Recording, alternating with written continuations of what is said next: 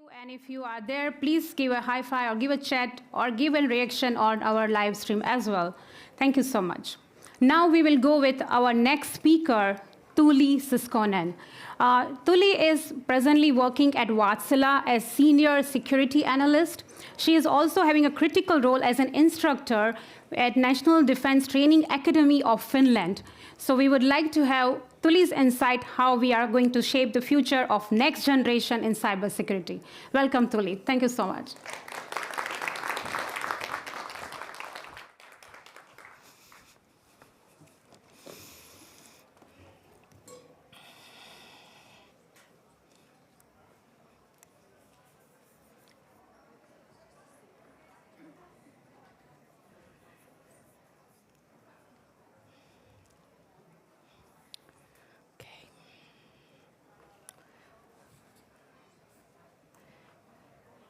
It's not visible.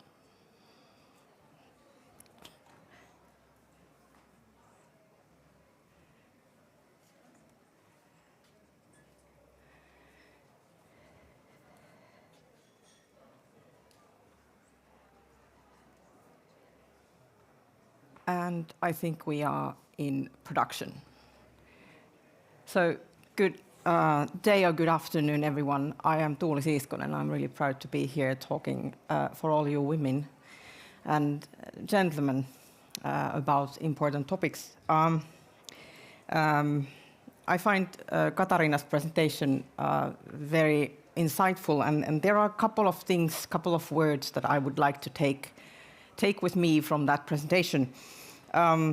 First of all, I think that Katarina mentioned something that is important from my perspective as well, which is situational awareness. And I think that she was also asking a question that was also asked in that exhibition area next to us, which is if we re-imaged our daily lives again, because I think that Katarina just offered us a different view on how things are around us. And in this talk, I am going to take you deeper to the technical realms of what Katarina was talking about. So welcome to the dizzy world of machine learning. So I'm going to talk about detecting Stuxnet kind of attacks against data integrity. And for me, all of this began with this worm or malware called Stuxnet in around 2010. And right about after that, I was actually attending a particular security conference in Germany, CCC, Chaos Communications Conference, and everybody was talking there at the time about edge computing and cars talking to each other and acting as conveyor belt of information that would then be collected for decision making for the critical infrastructure of society. And I think that at least made me to re-image my life in the future. But then it also rose some questions. Because of this research, I have been hanging around a lot with data scientists. I'm not one. And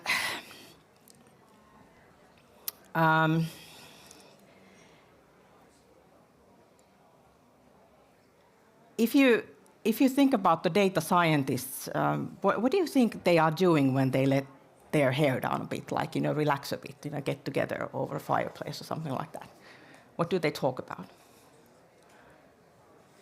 Well, let me tell you, they very often ask this question, so how is your doctorate?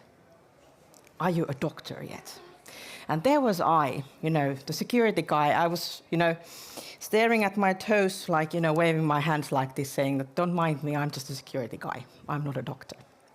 So with this research, this presentation, I think it is safe to say that I am somewhat guilty of conducting unlawful data science, but there you go, I am a hacker. This talk is more about building stuff, but then there is a little bit of breaking stuff as well in here. And I think that this talk offers thoughts around some core issues that the defenders and the investigators will meet, and why detecting data integrity loss is a hot topic in data ecosystems such as critical infrastructure of society. About me, as Jolly mentioned, I work with security incident and forensics on the daily basis at Wärtsilä. And this research has been done at Jyväskylä University of Applied Science, and I am very grateful for all the support they have given me in doing that. So with this research, my driver has been answering a question. Would you like to know if you are being lied to?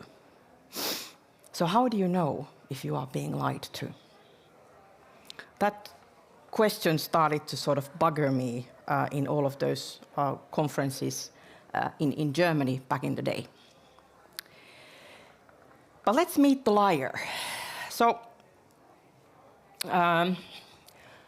on the right-hand side, you see well, it's not exactly a nuclear power plant. It's actually a nuclear facility in Iran, in Natanz. It was attacked around 2010 by this malware that is called Stuxnet.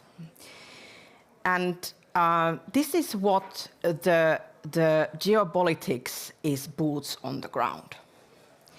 The box on the left side, this is an industrial controller. So this is what a cyber weapon looks like. This is your cyber weapon.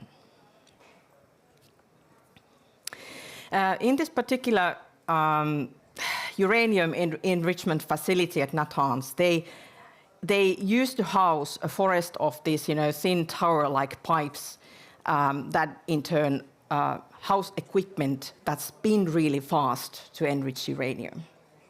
Those are called centrifuges. And since the spin of the centrifuge is very fragile, and when it is not in the balance, it will break, like spectacularly. It will practically explode in front of your eyes. So that's why we need the industrial controllers who are actually, making sure that the spin is going to be absolutely perfect and the uranium keeps coming. This is a cyber-physical process.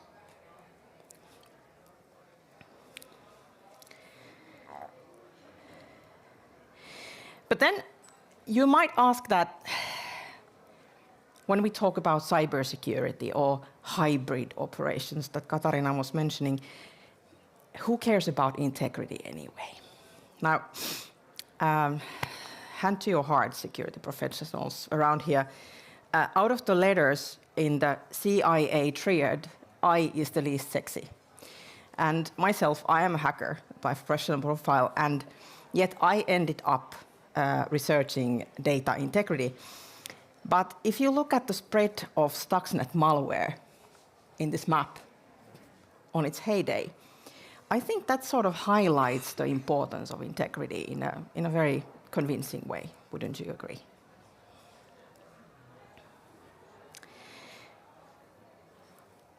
So, I promised to tell you about how to build stuff. So let's have a look at what kind of solution is needed. So what are the requirements? So first of all, we need the situational awareness. This mechanism needs to be able to produce situational awareness. The detection mechanism must not be poisoned. It needs to protect itself, kind of self-protective thingy, if you like. And then, thirdly, we need to find a way to create a common data model. So these are the basic requirements of this kind of a solution.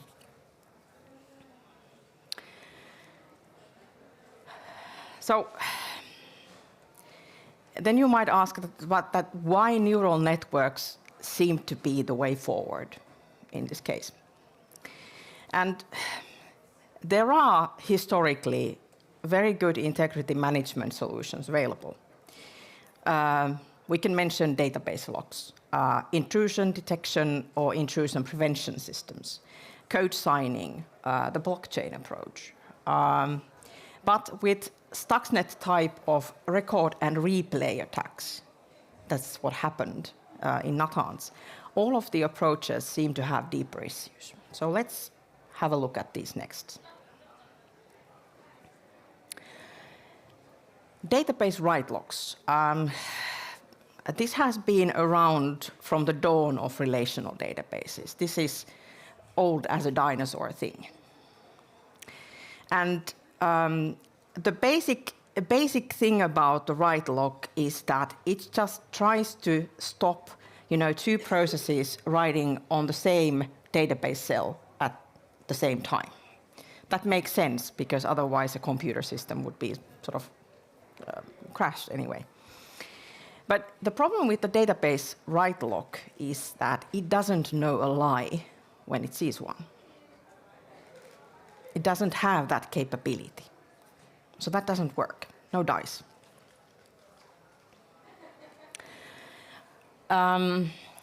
What about these fancy blockchain approaches? If we, for example, look at keyless signing infrastructure, which is based on hashing functions that create signatures of documents and associate those with time. Signing with KSI or the keyless signature infrastructure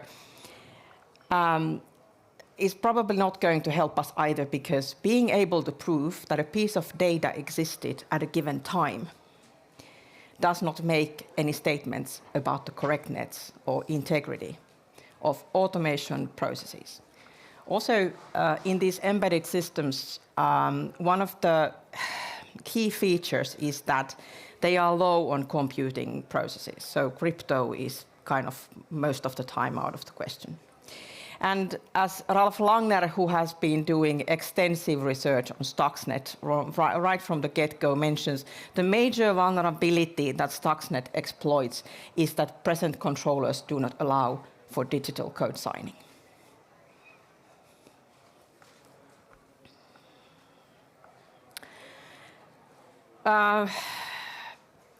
Let's have a look at some other good old workhorses of the trade. Intrusion detection, intrusion prevention systems. Well, a couple of things. The first hindrance is that these IDS IPS systems typically work at IT network devices and network traffic footprinting level, and it doesn't have a view or doesn't know anything about the cyber physical process itself. It can't monitor a chemical plant, the chemical process of the plant. And that's what I am interested in. That's where the lie takes place. And then there's this other pestering problem that the IDS IPS systems, they are always, relying on a baseline. You need to teach a baseline what good looks like, and then it can be poisoned. So no dice there either. And then lastly, the situational awareness. I work as SOC, and I see on the daily basis footprints of intrusions, like cyber attacks. And it's hard to say this, but footprint of an intrusion does not tell anything about the state of data integrity. It doesn't give you that sort of situational awareness. So what are we left with? Let's raise the bar. What if we move the data out of its originating system and combine it with data from other sources? And what if we only had the data from the cyber physical process and no access to the originating devices when the data has been extracted? So the cord has been cut. So how to manage integrity of relational data streaming constantly from a cyber physical system? That's the problem we need to solve. Some key solution requirements. Test automation compatible, deployable on a pipeline, needs to work with CPU. That was my personal requirement because my lab at the time when I was doing this, it was a late 2013 MacBook Pro that does not run a GPU. So I had to backport some code that I was actually using to run on CPU. Also, it needs to be vendor independent, cloud compatible, and cheap. And of course, the data engineering must be done on the fly. Now, let's have a look at the data models then next. And this is why the data engineering is crucial. In these kind of systems, nobody wants to have a huge data transformation project first to be able to do something. Like, we have seen it on the IT industry, and nobody wants to go there. Believe me, those are painful projects. And although process automation industry is actually working to create standards that should help in fitting systems from different vendors together in terms of the data models, these systems are still very much, vendor heavy. So not much of cooperation there. And of course, the data is very often stored in a historian database. In these cases, which sort of dictates that, okay, this data is going to be relational and it's going to have a vendor-specific data model itself. To add to that, the systems that are actually, feeding the data into the historian database, each of those sensors and, PLC boxes and whatnots, they actually have, each of them have their own data model. Because they send a message, and a message has a data model. So we have this multitude of data models. So what do you do?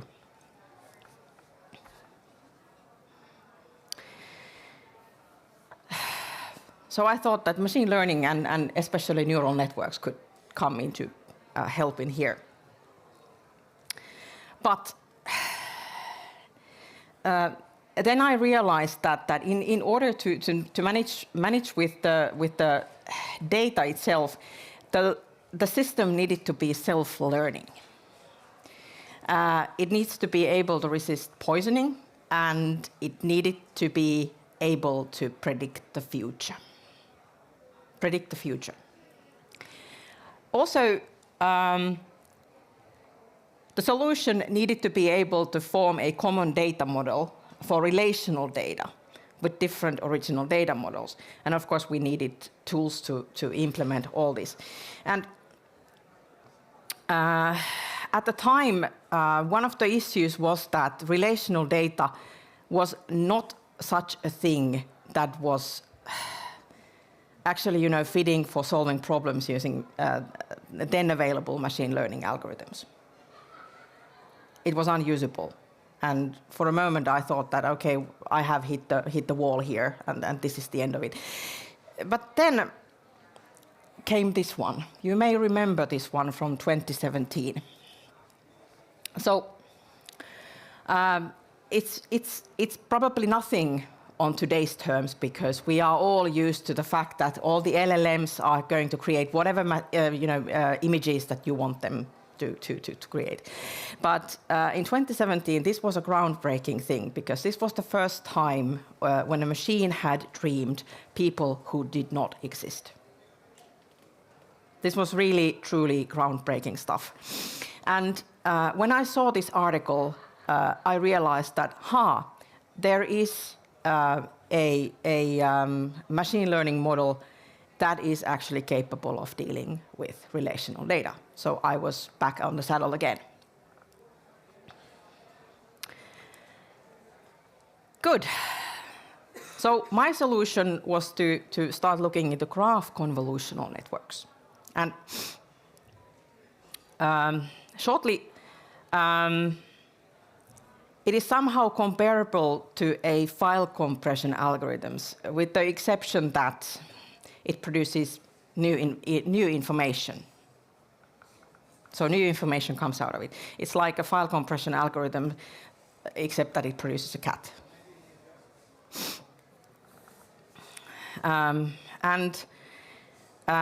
one great thing about graph convolutional networks is that those learn in unsupervised manner.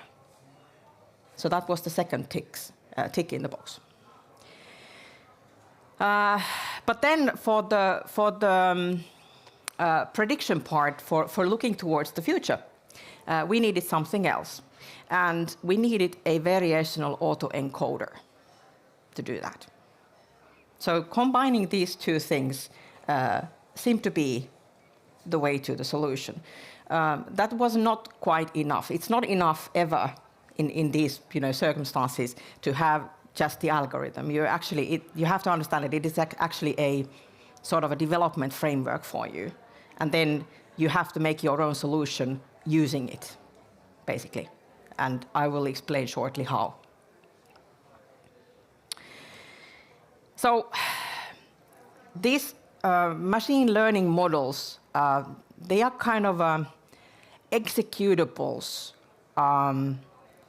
as small programs, if you like, also from the security perspective, actually, from application security perspective. Those are such. So you can think them as a computer programs, if you like. But then, how to describe a relationship for this purpose? And lo and behold, let's call the social sciences for help. Wayne Zachary was an American scholar that conducted a social study at a karate club, a university karate club, from 1970 to 1972 in USA. And he actually got an idea of how to use graphs to describe relationship networks. And this is basically what's happening when we think about the stuff coming from the embedded systems. You have a constant stream, a conveyor belt, stuff coming in that already has a set of relations.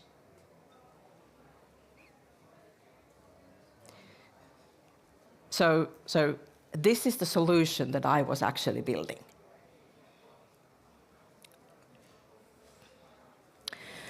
But before we move forward, let's build some vocabulary together. So first, the graph convolutional networks, they eat graphs. So graph, you see on the left-hand side with the green and red dots. And as you can see, those have relations. So that is a graph. In the computer memory, that graph is turned into an adjacency matrix. It is basically a true-false presentation where there's number one marking the fact between the nodes if there is a relationship or not. But this is not enough for a meaningful analysis, because each of these nodes, these red and green dots, they actually also need to have features. So relation is not enough to be a feature.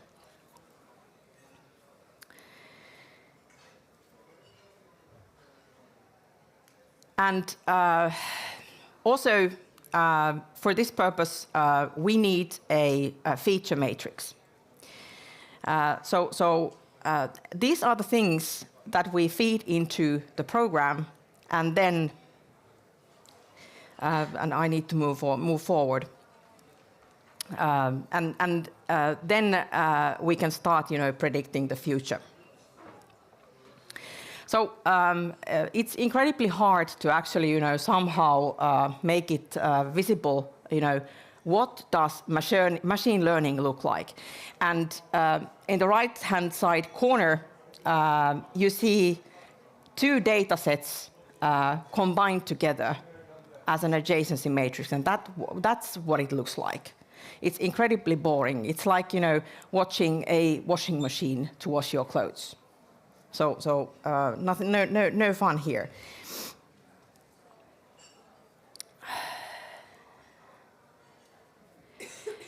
And of course, when it comes to doing this kind of research, you also need to think about how do I test my data sets when I have combined them, so that I can be pretty sure that the algorithms, the program is going to work as expected on the same quality level as it is. And as you can see, it's quite nicely stacking up with the classification.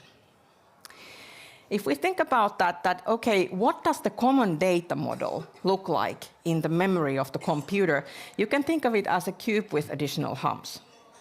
So it has a dictionary, it has a list, it has a tuple. And believe me, when there's an error in this program, it's not fun to debug. It is very, very complex thing. And then, of course, when you do this kind of thing, we need to test with something. And one of the problems with machine learning research is that very often the research results are affected by the fact that same data sets are used for both, doing the theory and then testing the theory. And I needed to avoid this. So what do? I found another algorithm to help me. And in this case, the algorithm is called reinforcement learning.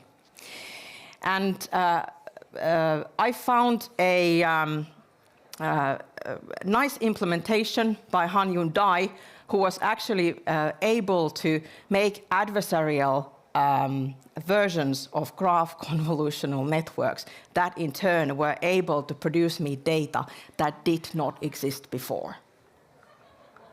And I knew that it was mangled, so it was a perfect match in many ways. So I devised two kind of attacks, data degradation attack and then record and replay attack. The only difference between these two are that in the data degradation attack, I partially replaced the good data with this adversarial data. And then what happens is that we first predict what the known good data set looks like in the future. Then we predict what the adversarial data set will look like in the future. And then these both predictions produce an adjacency matrix. And then we simply put them on top of each other and make a comparison. And lo and behold, it was possible to see difference in link prediction by comparing these adjacency matrices. And only about half of the predicted maliciously modified relations matched with relations of predicted, the protected, the good dataset. Some learnings. So link prediction can be used to compare datasets where no common data model exists. We have a common data model on the fly, in the memory, no extensive data transformation projects needed. This fits also in less than a suitcase, by the way. Graph convolutional networks and autoencoders bring the ability to predict the future data profile. This prediction is needed to prevent the poisoning, because this is the element that the attacker cannot control. In order to maintain this capability for a defender, it is important to be able to control the building blocks, the graph data and the back of words. In any good cybersecurity solution, it is always good to sort of think, what are the things that I need to protect for that this would work? And the original relations and features of the data remain unchanged, which is not the case if you run an extensive data transformation project. You sort of screw the data from the get-go until infinity. And this is a grab and carry model. The solution is storage efficient due to small size of machine learning models. And the machine learning model can be refreshed with a relatively small amount of data. This is programmable. It can be built as a pipeline. I used Docker containers, and this is cloud compatible. If we add to this spatial or temporal dimensions, which I didn't do yet, I'm sure that the precision of the data model will grow. And this kind of development has been done, for example, in predicting, traffic patterns, and also in some research in the medical research. And this concludes my presentation. I stand on the shoulders of giants. Thomas Kipp's research has been particularly helpful. Also, as I mentioned, the learning combinatorial optimization algorithms over graphs, gave me the access to the adversarial data in a very nice way. And also, I would like to recommend warmly reading about Ralph Langner's extensive study on Stuxnet, dissecting a cyber warfare weapon, because that's what Stuxnet is. Remember, the cyber warfare weapons, they are like PLC boxes. Thank you.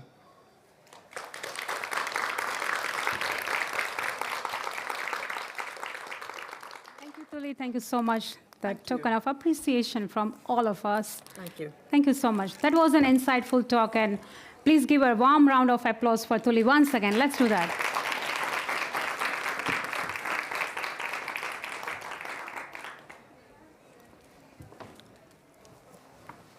Okay.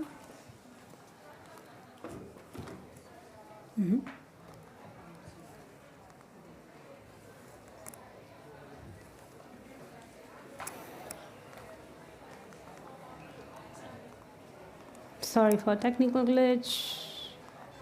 Okay, now let's go for a break. We will meet again at 13. The people who have registered for the workshop, CTF, speed dating, clinic workshop, CV clinic, any of them, please see the schedule. See that you're registered, because you can get into the workshop if you're registered for them. So please enjoy around and come back if you want to have the session as well at 13. Thank you so much for being a wonderful audience. Thank you so much.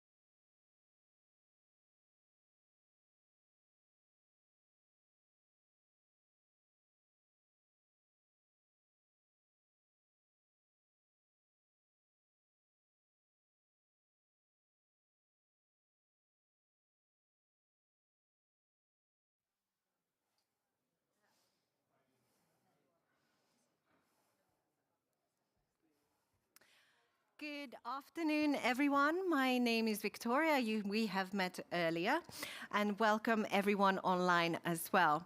Our next speaker is going to be Alina Harman, who is a cyber risk evangelist at Trend Micro, and she's also representing our sister organization in Denmark, Women for Cyber Denmark. She helps organizations anticipate risk rather than react to it. She's a very proactive person. Alina brings insight, energy, and a touch of provocation because, according to her, the future of cybersecurity deserves nothing less. Please welcome our next speaker, Alina. So good afternoon, everyone here, everyone online. I'm super happy to be there.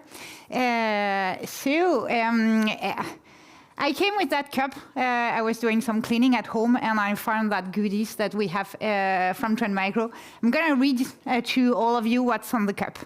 It's easy to be a CISO. It's like riding a bike, except that the bike is on fire, you're on fire, and everything is on fire. Yeah, you're in hell. And you can kind of react and say, a bit too much, Aline. Not really. I was, a couple of weeks ago, I was at the Women for Cyber event in Athens. And there was a panel discussion exclusively composed of CISOs. And that was clearly the lives they were describing. I was really, I thought about that cup and I was like, okay, they should all have that. So this is clearly what the CISOs are facing. And say it's because many things. It's because they have to deal with lots of regulations. They have to deal with lots of new technologies that are coming, AI being one of them. They have to deal with colleagues, employees, directors not super cybersecurity aware or friendly. So all that makes really the life of a CISO kind of challenging. And today we're going to put ourselves a bit in the shoes, and I'm going to put that here. Just otherwise, that's going to be annoying. Today, we're going to put ourselves in the shoes of a fire safety inspectors, where we are going to put some safety measures in place so that these fires that we've just talked about is not starting, or if the fire is starting, at least let's try to make sure that it's not spreading too much. So with that, my name, as said, is Alina Harman. I'm a cybersecurity evangelist at Trend Micro. I'm also recently appointed into ENISA's working group on cyber hygiene and awareness. And so that gives me lots of opportunities to discuss with plenty of organizations across the Nordics, public, private, small, big organizations, different type of industry. So I really have a kind of an easy reminder every day of the challenges of doing cybersecurity in real life, and I'm trying to keep that all the time when I'm discussing cybersecurity. So, talking about the challenges, it's been a year since NIS2, at least in theory. On paper. It's been 6 months since, and please don't ask me to pronounce that. I don't speak Finnish at all. But I've been told that it's the Finland Cybersecurity Act. And the kind of interesting things with NIS2 and the Cybersecurity Act is that it's pointing a lot into doing more proactive effort. There is a big requirement on doing cyber risk management. There is a big part of how do we get the leaderships to take ownership of cybersecurity. So all these parts are the big changes that we have seen between NIS and NIS2. But back to the conversation that I have with organizations. Usually, when we're talking about NIS2, they're looking at me and say, do you think our SOC can really respond to that very short timeline that we have to report an incident? Do you think that the SOC services that we have outsourced, they can do that? So it's still very much the small reactive part of NIS2 that is concerning those organizations. Not saying how much cyber risk management would in fact help them a lot to comply with the reactive requirements. So this is the type of discussion that I'm having.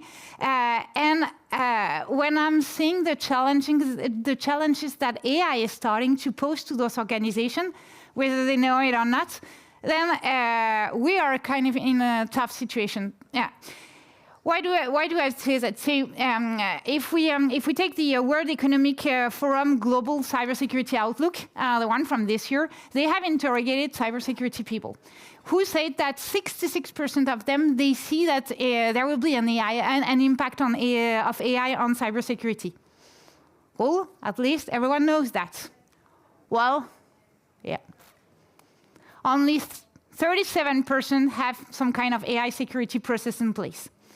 And if we deep dive a bit into what are those AI security processes, it's mostly to control what type of Gen AI services are used by the employees and make sure that there is no leakage of information, of confidential information on those public platforms.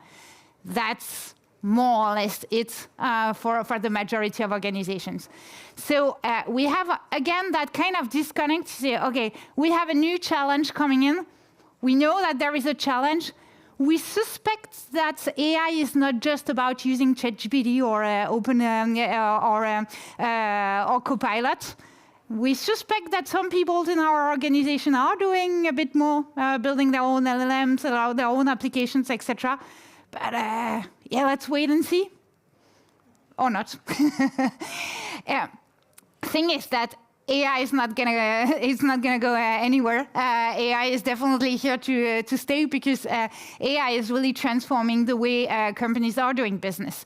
It's giving them an advantage. It's really giving them the lead in doing something quite disruptive and different. Could be whether the way they are taking care of their customers. Could be the way the employees internally are really saving lots of times in their daily tasks to do something more, maybe with a bigger value add, and so on and so forth. So AI is there, and there are plenty of organizations having plenty of different AI projects starting all around the organizations. That's kind of a fact. And on the other side, we have those security people that are a bit in the well, okay, let's do model governance, let's do, that's just example, but RAG optimizations and so on and so forth. So launching big topics, there is clearly a disconnect between those two. And that disconnects, we have seen that in the past. I feel myself old, but not that old, so I'm not going back to the past. I'm just, 5 years ago, when cloud started to be the big thing. Everyone wanted to build new applications on the cloud because it was scalable, because the business could do things faster, and so on and so forth. So that kind of this part was very much the same question, the same topic. How do we deploy that faster? And then we saw two types, would say mostly, of companies. Some companies saying, whoa. From a cybersecurity perspective, the cloud is very dangerous. So let's not do anything and stay on-prem. Yeah, right now I'm still talking to a lot of those companies where the cloud is not a thing. Well done. We have also seen some other companies going totally the other opposite way. Yeah, let's build like crazy. Do whatever you want in the cloud, and then they have observed that from a security perspective. And once we know which cloud applications will remain in our company for the long term, then we're going to sit and try to secure that. Okay, very reactive, approach to it. And those conversations are not easy. I'm going to give you two concrete examples of where that leads us. I was working at Microsoft 4 years ago, and there was a big analysis on all Azure tenants. The number of cloud admin accounts that was not secured with MFA 4 years ago was just a eyes opener, and Microsoft has done some effort and has enforced mandatory MFA for that. So that was kind of something really interesting. And then if we're looking also at what we do at Trend Micro, we have a cloud posture management tool. When I sit with customers, we will start to connect their cloud environments. They all sit back, look at the screen, and say, do we have all those workloads running in the cloud?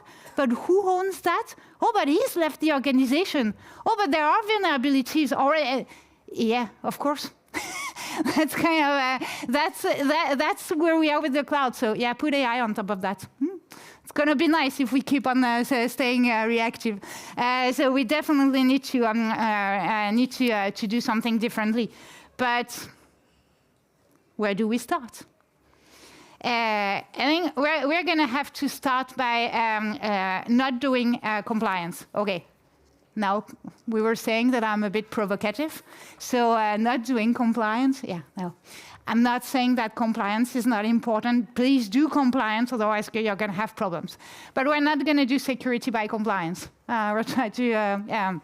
We're going to try to do things a bit different. Why do I say that? So typical cases was really to say, okay, we need to do a gap analysis. Let's take a compliance framework or that we have to comply to, or let's take a security framework that every other all companies are following. We do a gap analysis or an audit, and then we're trying to bridge those gaps. Great. That could be a good idea. The problem with most of the compliance framework is that they are assessing the existence of a control, not the performance of that control.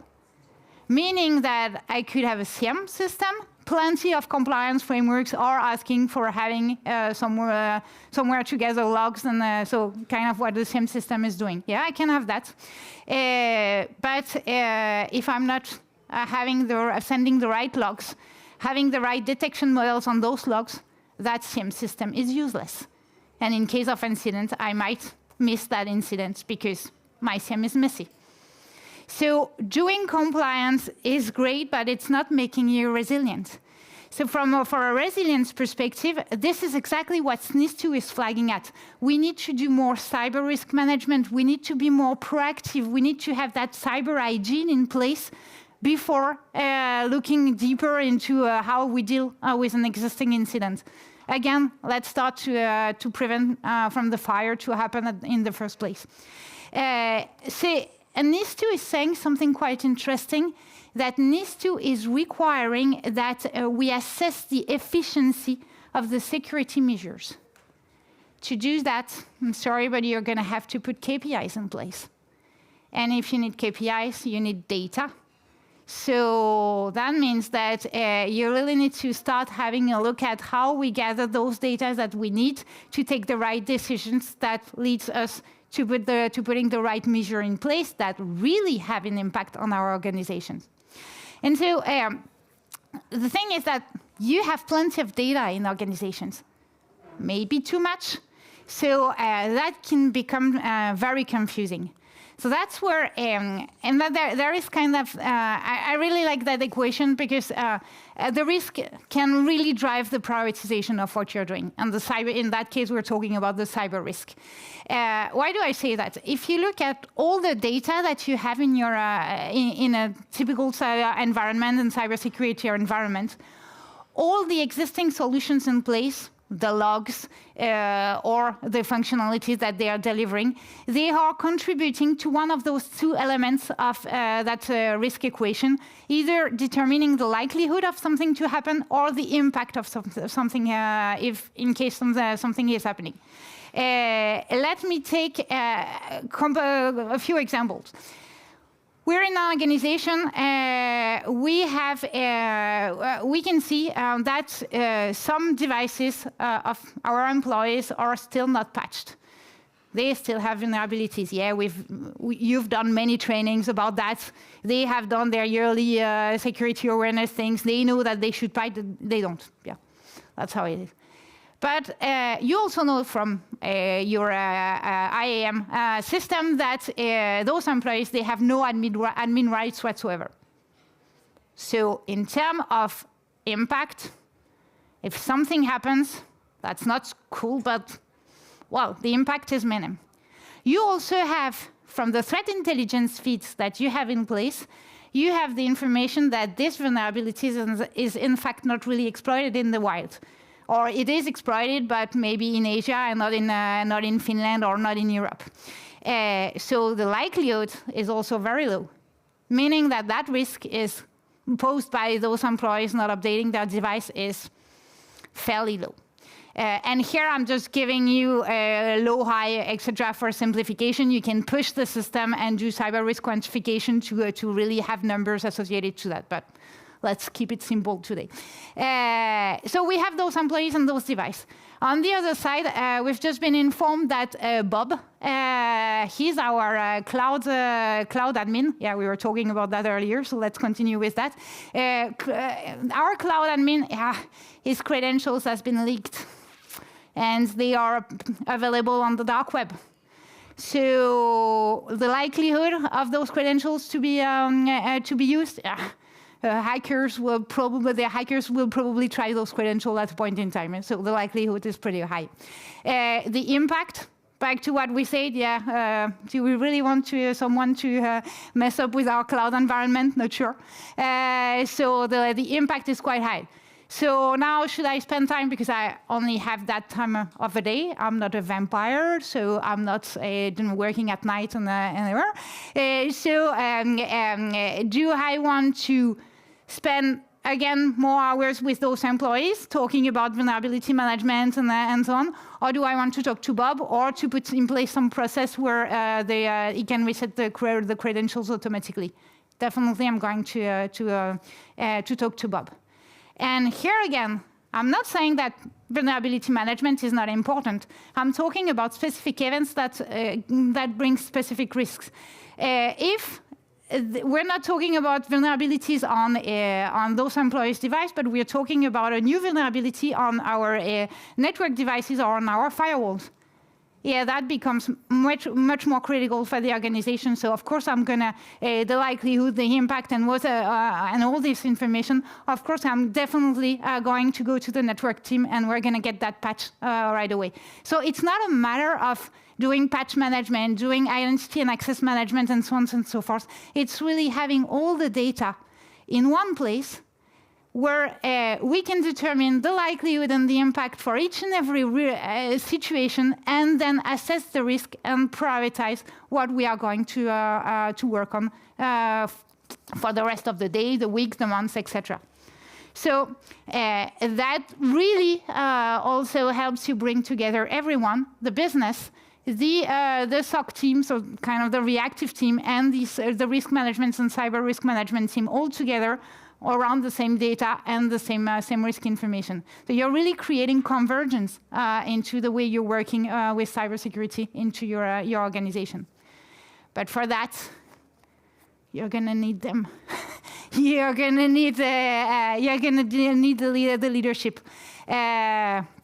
Not only just because they have the money, yeah, that's a good reason to have them, but also because we see clearly there have been lots of studies when the leadership is on board and really is pushing the cybersecurity agenda across the organization. We can really see that cybersecurity is really sustainable. The maturity level is increasing at a higher speed, etc. So you really need to get them on board. And how are you going to get them on board? There are 3 pillars. The first one, adaptability, and I'm going to come back to each of them. Diversity and transparency. Adaptability, I like this one, because back to our cloud example, the cloud is dangerous, don't do anything. So first, no. Then, okay, maybe let's talk, we'll see. I think that approach can't work anymore. The business needs things, they're gonna find their way to get it, whether you're on board or not. So better to be on board, and better to have those discussions quickly. So instead of really blocking things at first, the question when they're coming with, okay, we need that or we need that, why and how? That's kind of the way we and the mindset we should definitely develop. Then the diversity. Yeah, we're in a Women for Cyber event, so that's kind of, we all cherish the diversity. But why is that helping us with the leadership buying, and how can we use that more? The fact is that we all know that diversity provides, so different type of person provide different perspective. So they are going to see, the people are going to see things, so others are going to see the different things differently. So if we want to have the full pictures of our risks and understand the entire digital attack surface, then we need to have those different type of people. But not only, we also need some more specific type of people who are good at communicating, because they might be better at translating the cybersecurity requirements to a board or to the business leaders or to the colleagues that are not patching their devices. So communication people. But that could be also, I've had a conversation recently in Denmark with a person, she came from marketing and she's now into cybersecurity. She's early in career from a cybersecurity perspective, but she has a long career in marketing. And then I say, yeah, but what can I bring? Yeah, with marketing, they know very well how addressing the market. There is a lot of information. So OSINT can really be something that marketing people could excel at. So it's how we use those kind of non-traditional cybersecurity background to our benefits and to expand our security reach into the organization. That's for the diversity. And then for the transparency, that kind of threat, okay, we need to tell those business leaders that if they don't do anything, they're gonna face a huge cyber attack or whatever. Yeah, not sure. I don't know. Maybe that works for you, but I'm not sure that's going to work on the long run. We really need to be more transparent about why we are talking to them about that, where the data are coming from, what leads us to our conversation now, and not in a very complex cybersecurity way like we know how to do, but keep it short and simple, the KISS methodologies. Then you create clarity, and clarity builds trust. So that's kind of how you're going to get the leadership buying, but not only the leadership buying. You're going to get all your colleagues buying. And they have very well understood that on the other side. At Trend Micro, we have we have a huge number of threat researchers, and they are infiltrating the criminal underground and doing some researches on how they operate. And that's the quote of one of my colleagues, where the criminal underground is one of the most meritocratic online communities. They value all the skills and all the experience. They don't care about the gender. We have a full study about the fact that they don't care about the genders, as long as they can do business. We're talking about transparency, and that's not only, we're talking, I'm talking about transparency, but adaptability, transparency, and diversity. So diversity, they are way past the gender. If we talk about the transparency part, it's meritocratic. Meaning that if you build a tool that is working, if you have a methodology that works, they're sharing a lot of information in that criminal underground. They are not working all themselves in silos and all that. So that is really something for us to learn when we see the poor level of collaboration between public and private in the countries. That's kind of a good learnings. What we are seeing also is that in terms of adaptability, that they're not regulating AI at the moment. They are just starting to use AI, see the possibilities and what they can do with that. So whatever the technology works, they're going to take care of that. So this is basically how they work. And this is how we work. That is, again, from the World Economic Forum survey. 23% of the organizations are looking to a different background when they recruit cybersecurity experts this year. That much for diversity. And that's that much for an adaptability. So I'm going to conclude though on the fact that I'm more optimistic on the fact that for the transparency, it's a bit better because NIS2 is going, and not only NIS2, but NIS2 is a good example. It's going to help us being more transparent across the organization, across the decisions that are taken by the entire cybersecurity team, but also by the leadership to protect our organizations. So. If we summarize a bit the journey we've been through, and that's something kind of interesting, because we started by saying that we have lots of regulations to comply with. We have CISOs that are on fire.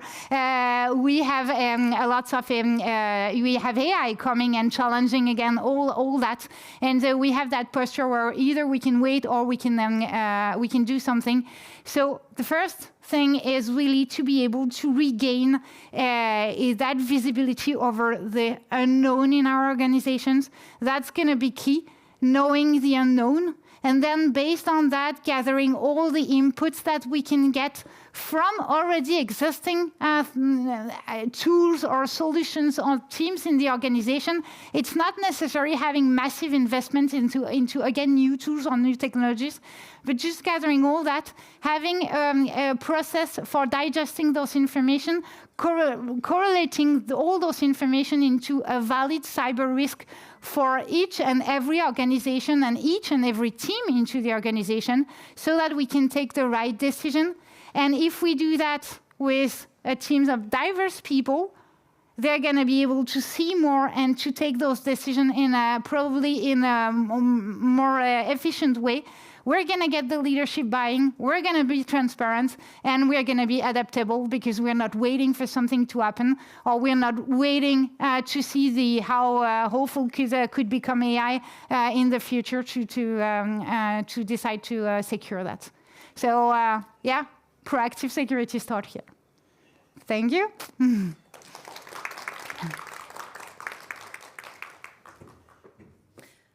Thank you very much, Aline. What a wonderful presentation. And thank you so much for highlighting how everyone from different disciplines can bring something, and that security is really everyone's responsibility, not just the IT team.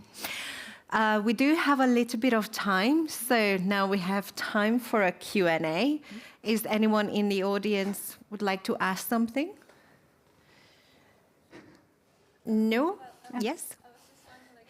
We have a microphone, please. I was just wondering,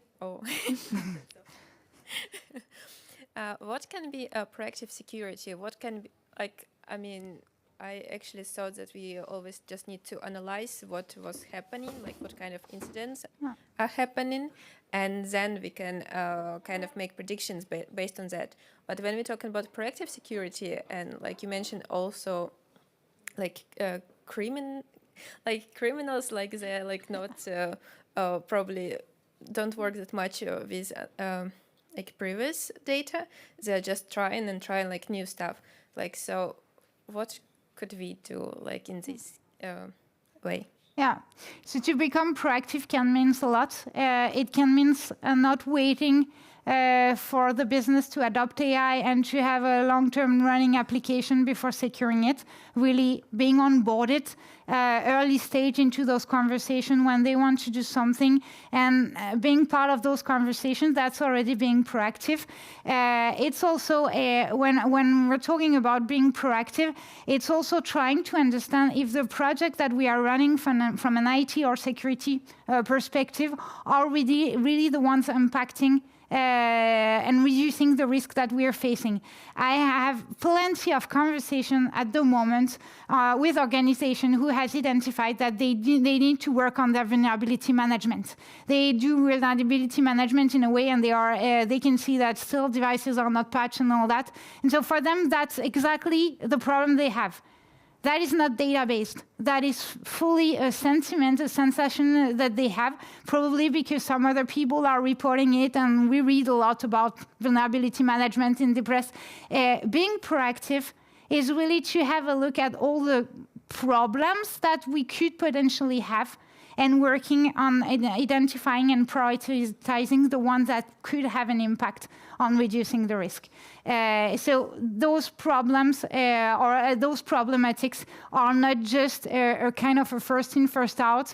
Yeah, we have the IAM team, Identity and Access Management team, that wants us to implement that, or we have the SOC team saying that they need more firewall logs, and all that is coming usually into one place and one project at a time. That's not proactive. Proactive is really to be able to sort out and say, yeah, okay, that I'm sorry, or that can wait. That can wait because we have less risk on that. But it's better to have that kind of initiatives. But for that, you really need to have the visibility on your environment. Yeah, thank you. I also had another question, if we still have time. Okay.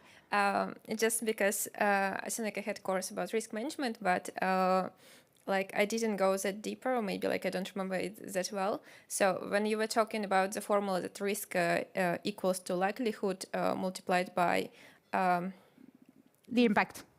Impact? Yeah. Yeah.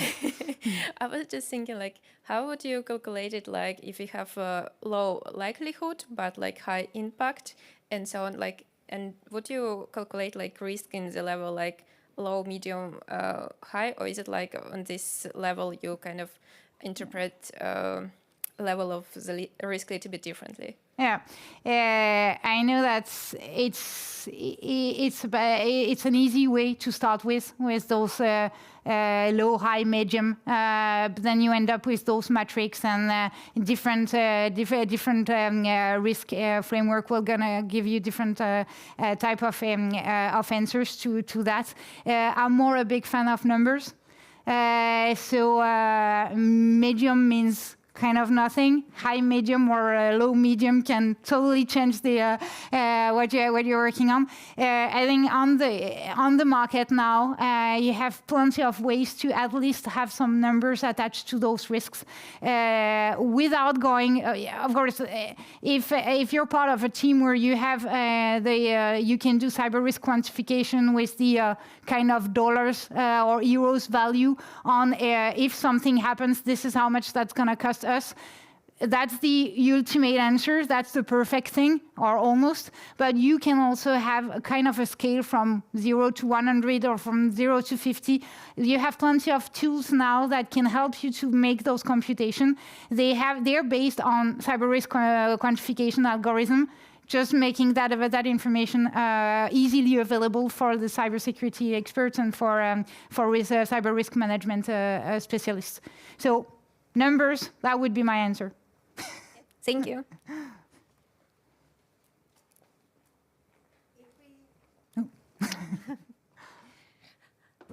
Thank you so much, Alina, and thank you very much for the very insightful questions. I would like to thank you for participating and making our wonderful event a little bit more wonderful. Thank you. Yes, we are going to have now a little bit of a break, and we shall be back at 22. Thank you.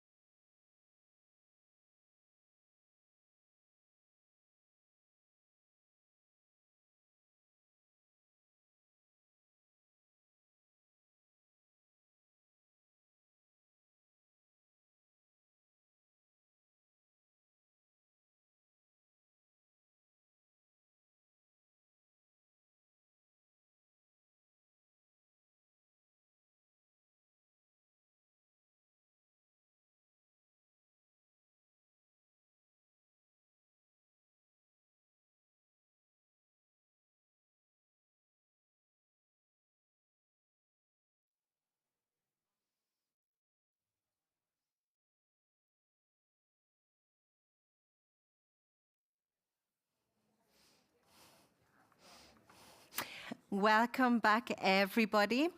This is the part of the event that is quite new. This year, we really aim to bridge the gap between academia and the industry, and we have advertised that we welcome flash talks by students and industry professionals as well. As it's the first year, we didn't get many participants, but it is my pleasure to introduce our flash talker of the day, Mahfouz Ahmed, who is a cybersecurity architect at RELX. Please welcome him.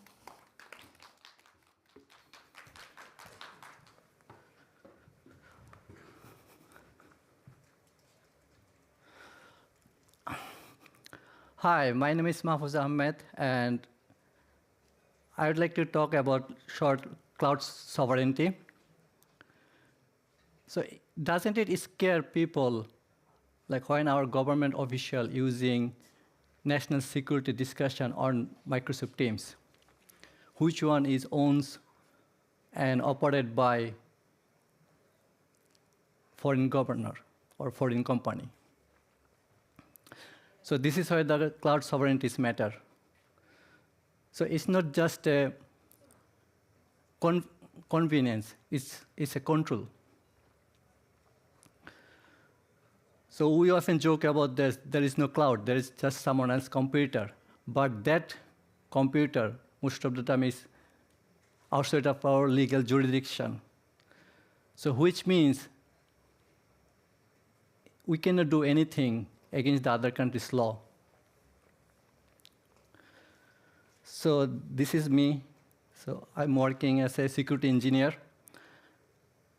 So always fixing or securing or improving, like what needs to be done according to our InfoSec.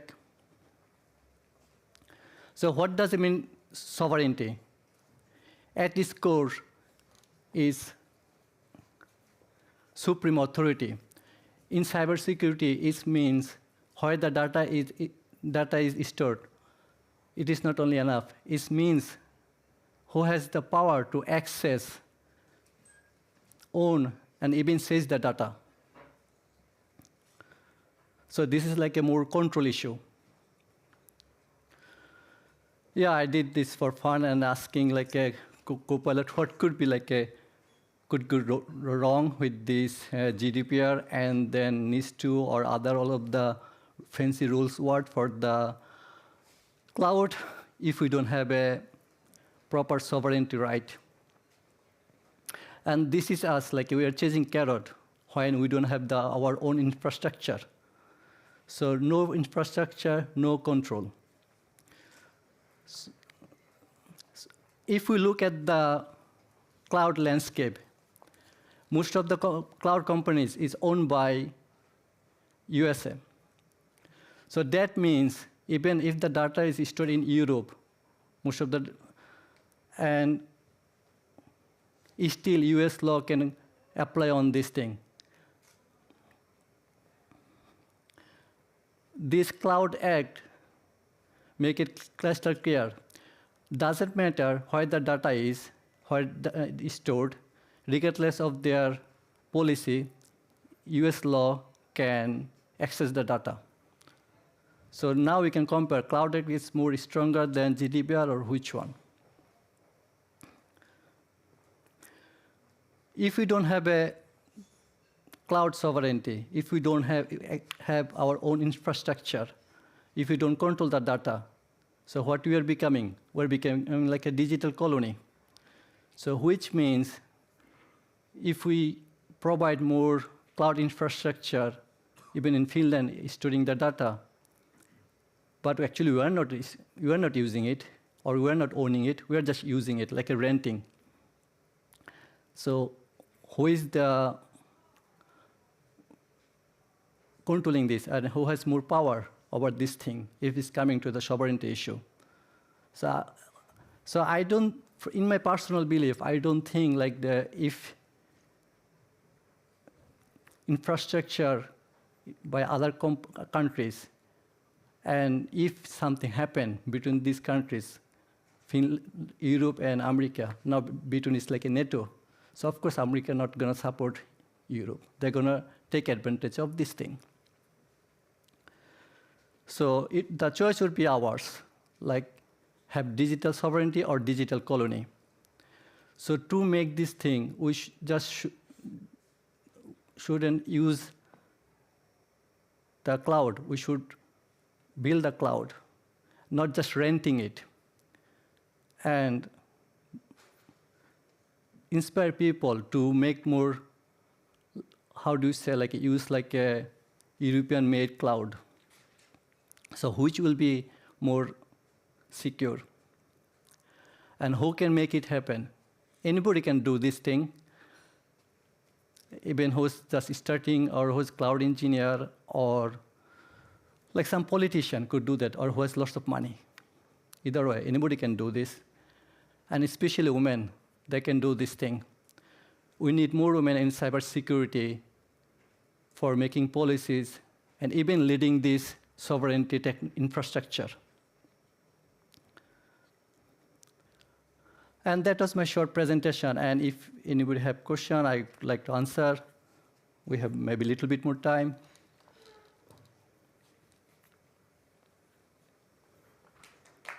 Okay.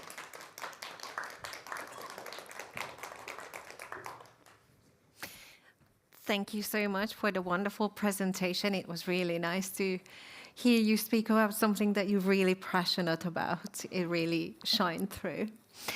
But now we are going to have a longer break. So this is your opportunity here to please go and grab yourself some refreshment. And those online, we are going to be back very shortly.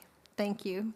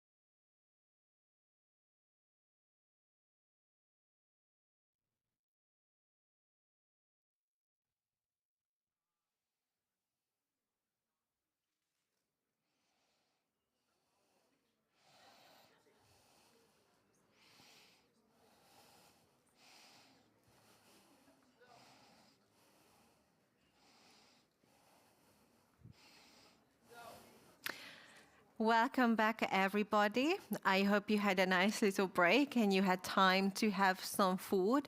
I would like to inform you all that we have plenty of food available up on the 3rd floor. So if you'd like to get a snack, please run upstairs now. You can also take some of it home. But our next speaker is Petteri Nakamura, who is a cybersecurity management consultant at DMV Cyber. He has over 15 years of experience in cybersecurity, and he holds a master's in engineering in cybersecurity and currently completing his master's in East Asia studies. Please welcome Petteri.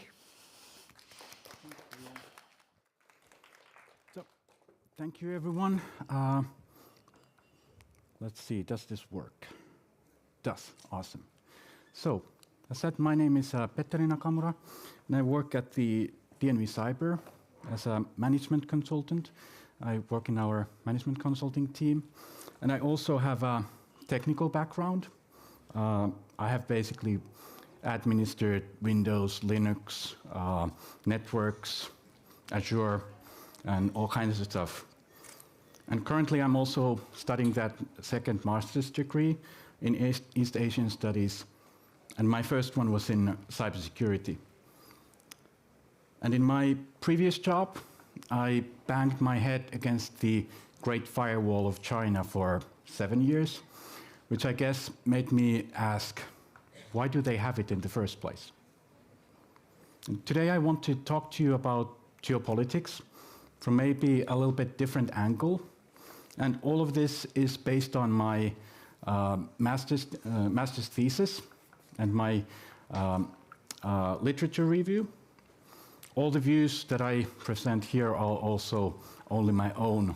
They may not reflect those of my employer, so no need to blame anyone else. And my core thesis today is basically, we cannot ignore geopolitics. Anu Bradford is a Finnish-American scholar who has identified and described 3 different models of technology governance. There's the market-driven US model, the rights-driven EU model, and a state-driven Chinese model. They compete and are based on completely different ideologies. I want to describe or introduce these to you today, and I will start with the Chinese one and spend a little bit more time on it because I believe it is the least familiar to us. Chinese history, especially over the last couple hundred years, is quite chaotic.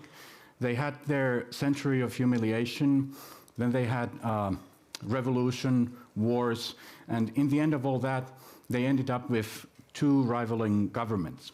So they had the People's Republic of China, PRC, led by the Communist Party, CCP, on the mainland, and the ROC, Republic of China, led by nationalists, who in the end of the Civil War fled to the island of Taiwan.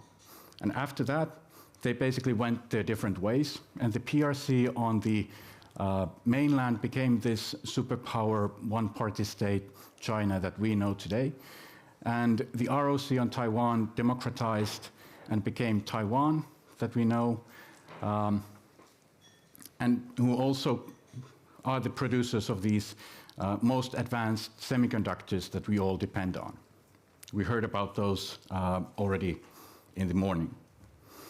And Taiwan has become a major issue for the CCP. On one hand, it's unfinished business because the Civil War never technically ended.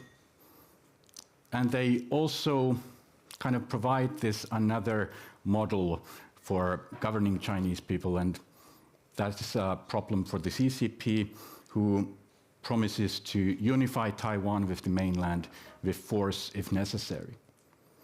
Now, from the 1989 Tiananmen protests, the CCP took the lesson that uncontrolled information is dangerous.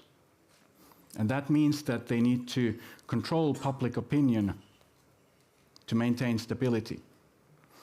And this is one important talking point for Xi Jinping, who has been centralizing power for about a decade now. And he also speaks about this importance of information control online and so forth. The ideology can be summarized into this one sentence from the Chinese constitution. It's basically, the party leads everything. The Chinese military, the People's Liberation Army, is actually a party army. It is not a national army. And the party is also embedded in all public institutions and also state-owned enterprises, but also in private companies. Huawei is a familiar Chinese company to us, I believe, that has been suspected of these backdoors and security issues in its products because of its close ties to the CCP and the People's Liberation Army and because of Chinese laws. Huawei, of course, says that it's a private-owned company. It's not controlled by the state. But in this case, well, the Chinese law basically strongly encourages these private companies to set up party organizations. And in this case, the party provides political and ethical guidance to all the business units, including also the CEO and board of directors. Huawei is not an exception.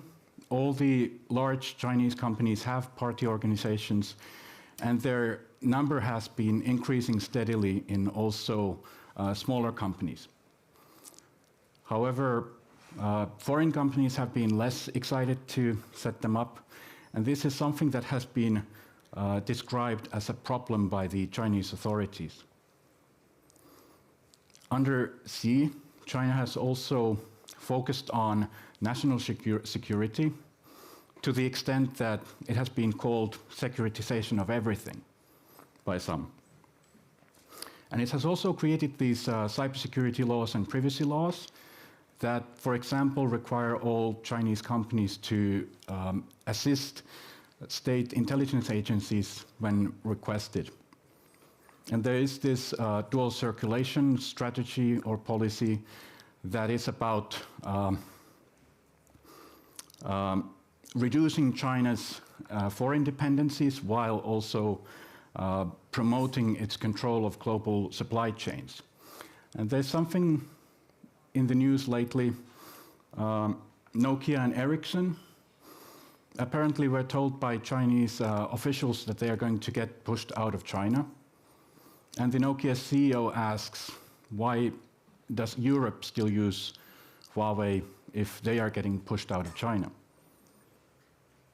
Well, Huawei is also working on their Harmony OS, and I would think it reasonable to expect in the future to also see these news about how foreign operating systems begin to get pushed out of China as security threats or security risks. China has also used this dependency on supply chains, or this supply chains dependence, to pressure other countries. A very good example is the Lithuania case in 2021, when Lithuania allowed opening of a Taiwanese representative office in Vilnius. China stopped exports and imports to Lithuania, and it also started to pressure multinational companies to stop doing business with Lithuania. And just these few weeks, the news has been about how China restricts the export of rare earth minerals, of which it controls about 80 to 90% of global processing capacity. This coercion over other countries peaked in around 2018. In 2019, EU designated China as a systemic rival, and this Lithuania case was something that really pushed this digital autonomy sovereignty push in the EU. China is also one of the largest sources of state-sponsored APT groups, advanced persistent threat groups. And for example, this leaked slide from Chinese cybersecurity company iSoon describes their offensive APT services that they provide to the Chinese intelligence agencies and the People's Liberation Army. These activities kind of focus on Central European countries, but here in Finland, we have also the parliament emails got hacked about a couple of years ago. All of these activities focus on around these Chinese foreign policy goals or priorities, and the national core trauma is this foreign subjugation during the century of humiliation and this chaos after that. And this is also a narrative that is actively kept alive by the CCP. So foreign forces are attacking China, suppressing it, and China must fight back. And China does not hack other countries. Other countries hack China. Well, the US has had its containment policies even before President Trump started his trade wars. And so the Chinese do have a point on this, but they do also downplay and deny their own behavior. And to fight back, CCP basically focuses on protecting its own legitimacy at all costs, controlling information and using these hybrid warfare tactics abroad to deter these foreign forces. So it's all deterrence. The Chinese spying has also been in the news quite a lot over the last couple of years, and I sometimes get asked about it. The Finnish intelligence agency Supo publishes information about it. And broadly, it can be divided into 3 categories. So one focuses on politics and decision making. Then there's corporate espionage and something called refugee espionage. And the one we usually see in the news is the last one, the refugee espionage. And it focuses on harassing these Chinese dissidents to intimidate them to stop talking about things that the CCP doesn't want them to talk about. And I think because they are so visible, there's a danger of stereotyping, thinking that all Chinese are spies, right? But these propaganda and censorship, one of its goals is to induce self-censorship, make people stop talking about things, and also to promote this idea that the CCP represents all Chinese people. And the people who don't buy this are generally really careful about who they trust with their opinions because, well, people have gone missing after protesting publicly. But if you're a regular Chinese person, you might not focus on it. It isn't something that you think about every day, but it still shapes your worldview. And when people come here, it can be quite a rough ride to see the other side of the story. But research shows that many start to study these things more deeply, and if your company does business in China or with Chinese companies, then it's a really valuable thing to have someone who understands both worlds. When the espionage goes after corporate information, the MO is usually different. And then they use hacking, or they might try to bribe your people with money. And passport is usually a really bad indicator of insider threat. It's, for example, in the Turku shipyard espionage case, it was a Finnish person who sold documents to a Chinese company. So do your risk assessments. We can't cut off all our China ties. That's impractical. But we can reduce leverage against us. And if you think that your company might be a target for corporate espionage, then you need to train your people to identify it and have your response plans ready.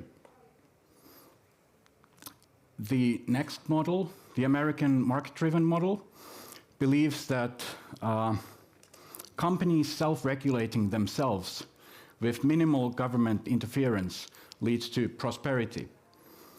And the government and the businesses are in principle separate, but in practice, it's a little bit different story. And the US has also developed these very sophisticated tools for economic pressure when it, for example, pressured Iran. Together with EU has also used major sanctions against Russia in response to the attack on Ukraine. The US model has produced the internet and the most successful, powerful technology companies in the world. And the 9/11 was a major American trauma.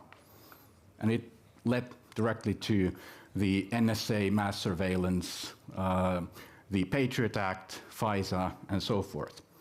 And when all this came out in these Snowden revelations, the American companies were as shocked as everyone else. They had been spied by their own government.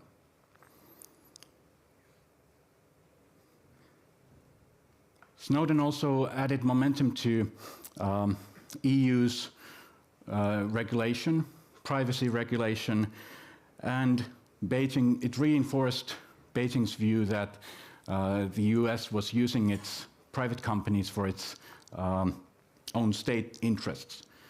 And NSA also hacked Huawei, which basically undermined all this US criticism of Chinese cyber espionage. And it claims that Washington keeps its intelligence services and its private businesses apart. So from the Chinese point of view, US just does pretty much the same stuff that it accuses China of. In Europe, because of our shared democratic values and the way those many US companies stood up to their government, I think are really important reasons why we still trusted them. But after the GDPR, US created the Cloud Act, which basically gives the US government access to data that is held by US companies regardless of where it is. And within the last year, we have seen these major US tech CEOs publicly urging US government to defend US tech companies against EU enforcing its laws in those administrative fines. For example, Mark Zuckerberg in January said that US companies are strategic assets to the US government, but they are bullied by EU and US needs to defend them. And that sentiment is very much reciprocated in Washington. It is connected to these different views we have on regulation. And also another really important key aspect is this, how we understand free speech. Because under the US Constitution, you can say a lot of things that in here would be considered hate speech. And in the EU, hate speech is not a human right. And of course, many other events connected to these more long-term and structural changes in the United States have raised a lot of questions in the EU about our dependence on the United States and US tech companies. And I have done a case study of Microsoft because of about these conflicting laws, because it is such a large and important technology provider for European companies. After the International Criminal Court issued an arrest warrant for Benjamin Netanyahu, the Israeli Prime Minister, for alleged war crimes in Gaza, early this year, President Trump sanctioned the ICC chief prosecutor Karim Khan and his staff. And shortly after, it was reported that Microsoft had blocked Khan's email account due to those sanctions. And to be crystal clear, we are talking about interfering with the work of the International Criminal Court in Hague, here in Europe, for political reasons. Well, Microsoft denied having suspended services to ICC as an institution, but they confirmed that Khan's email account was disconnected. I don't know what that means. But to Microsoft's credit, later they said that, or their lawyers had come to the conclusion that Microsoft would not intervene in these kinds of situations in the future. And they also promised to challenge in court any foreign order to suspend EU cloud operations in the future. But these contractual promises can't really override US laws or these executive orders that these US companies are subject to.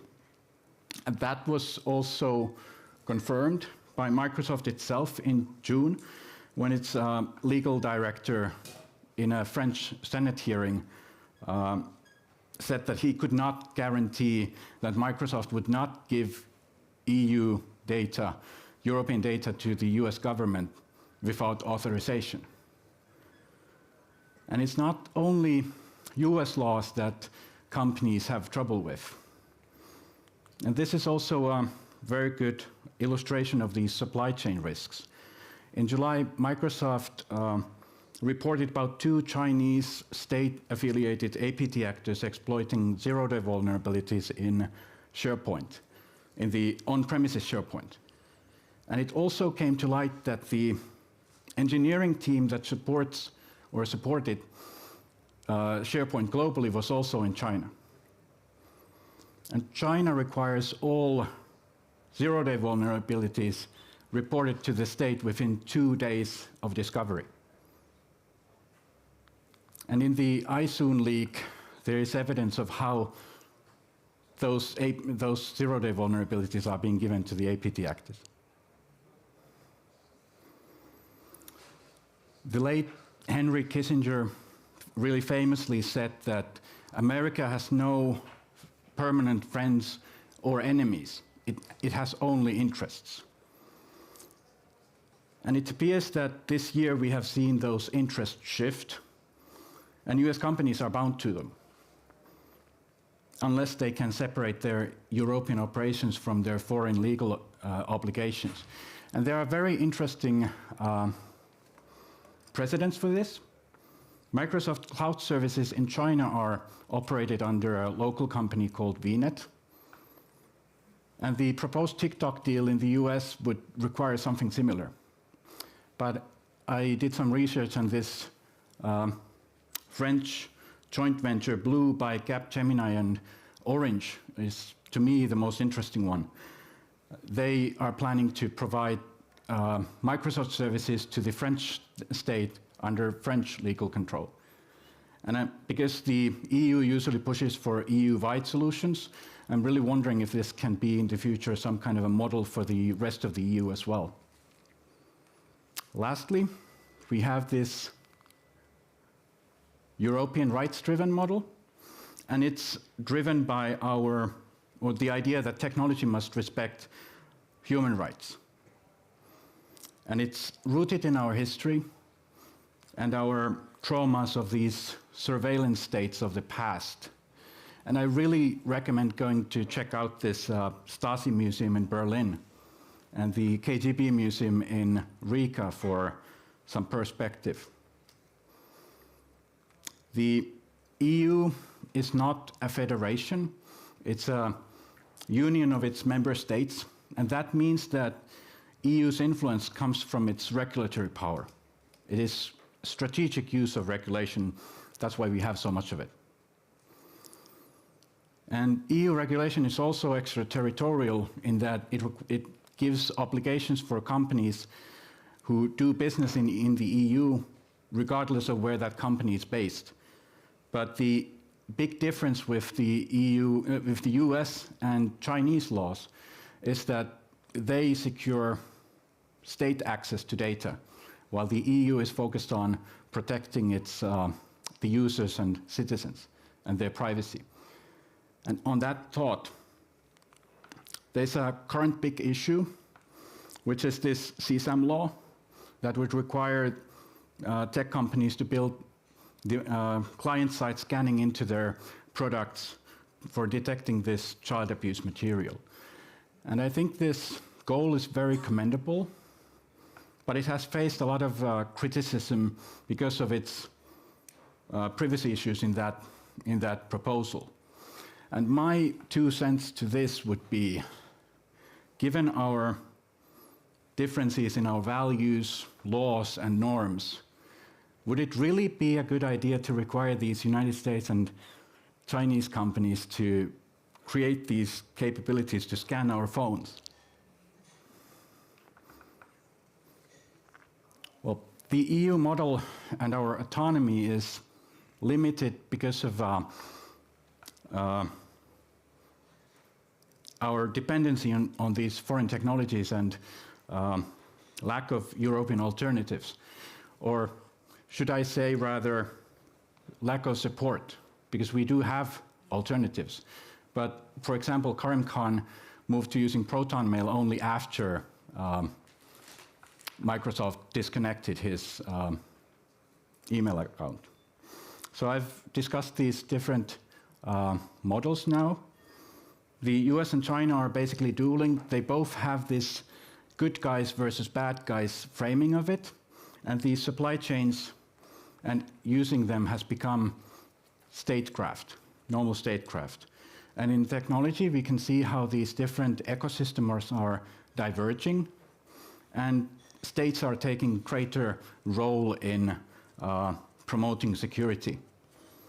And this, to us, also presents an opportunity, because according to President Stubb, the old Cold War, post-Cold War order is already gone, and he expects it to take about 5 to 10 years before we see what the new international order is going to look like. And the vendors we choose, and where we decide to put our data, and the standards that we adopt, that's going to impact what that future is going to look like. And the foreign vendors need to consider how, basically, how to provide these EU sovereign solutions to their customers. And here I think the Microsoft working with Orange and Capgemini is a really good example. And to us in business, we need to integrate these geopolitical risks into our strategy planning, risk assessments, and also vendor evaluations. I have some suggestions for that. So what you can do tomorrow, map your geopolitical exposure for all your critical vendors. Ask them what they will do in practice if they are asked to hand over your data or restrict your services. And tabletop geopolitics, make plans for different scenarios. And if you can, also add the kinds of clauses to your contracts about how the vendors need to notify you and legally dispute any foreign order in court before they can act on it. And also consider questions like, if they give your customer data to their government and you get fined for it, will they compensate you? Can you terminate the contract? Do you have alternatives, and will they help you switch away? And those are, I think, basically the questions that NIS2, DORA, these regulations are pushing us to do. That's the main point. And I'm more than happy to come discuss these topics with you and see how we at DNV Cyber can help you. And thank you for your attention today.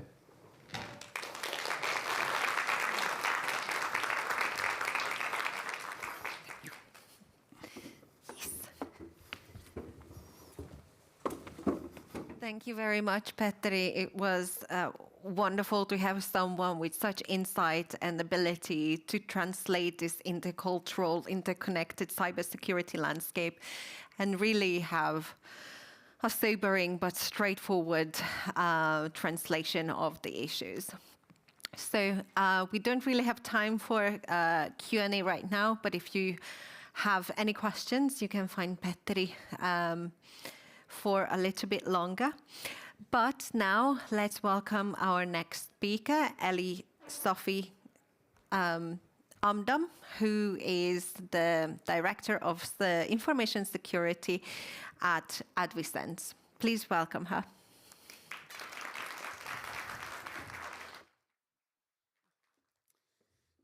Thank you so much for having me. Can you hear me okay? Perfect. Yeah, I'm going to talk about EU legislations are just common sense. And you maybe noticed that I was talking about regulations on the last slide. That was because I'm not a legal professional, so I talk about regulations, directives, legislations with the same words, but I got a 5-minute talk from a colleague that I should talk about legislations and not just regulations.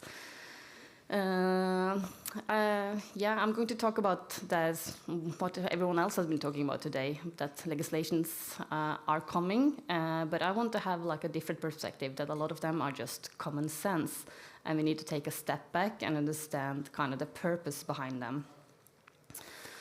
But first, the marketing slide that marketing made me put in there. I work at Advisense. We are a consultative firm. We do have offices here in Helsinki too. I hope some of you met my colleagues at Speed Dating.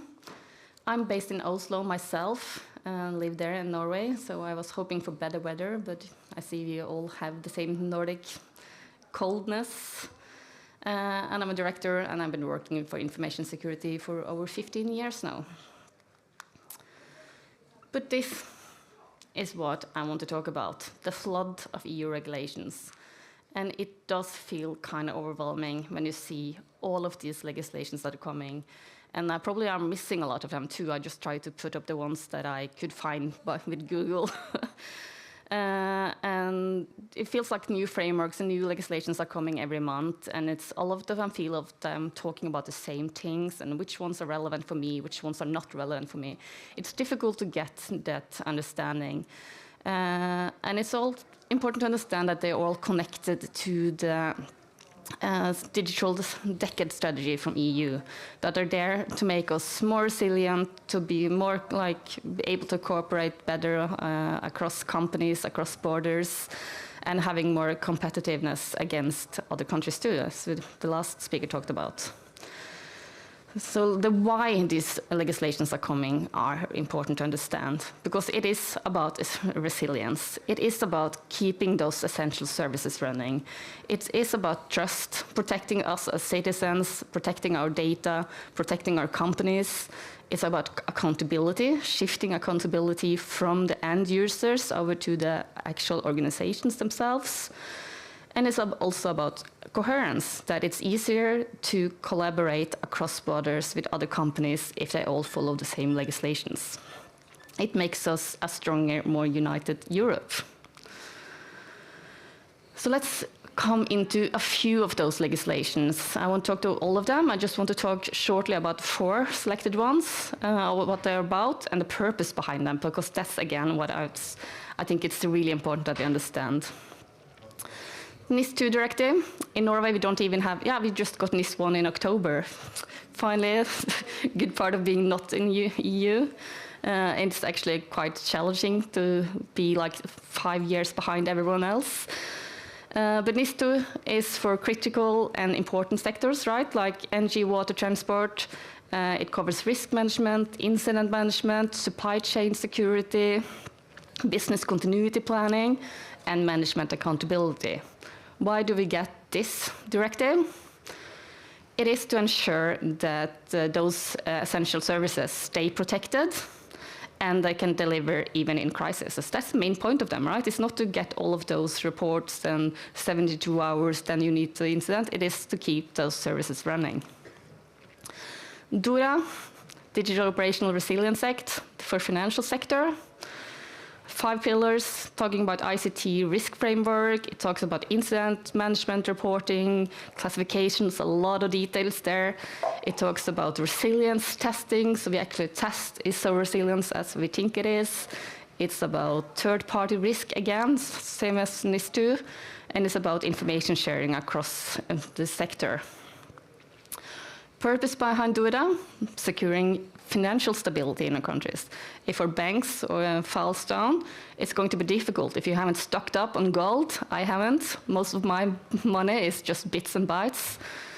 So if you don't have financial stability, everything else will fall quite quickly. So it is really important that we actually do have regulations that protect that.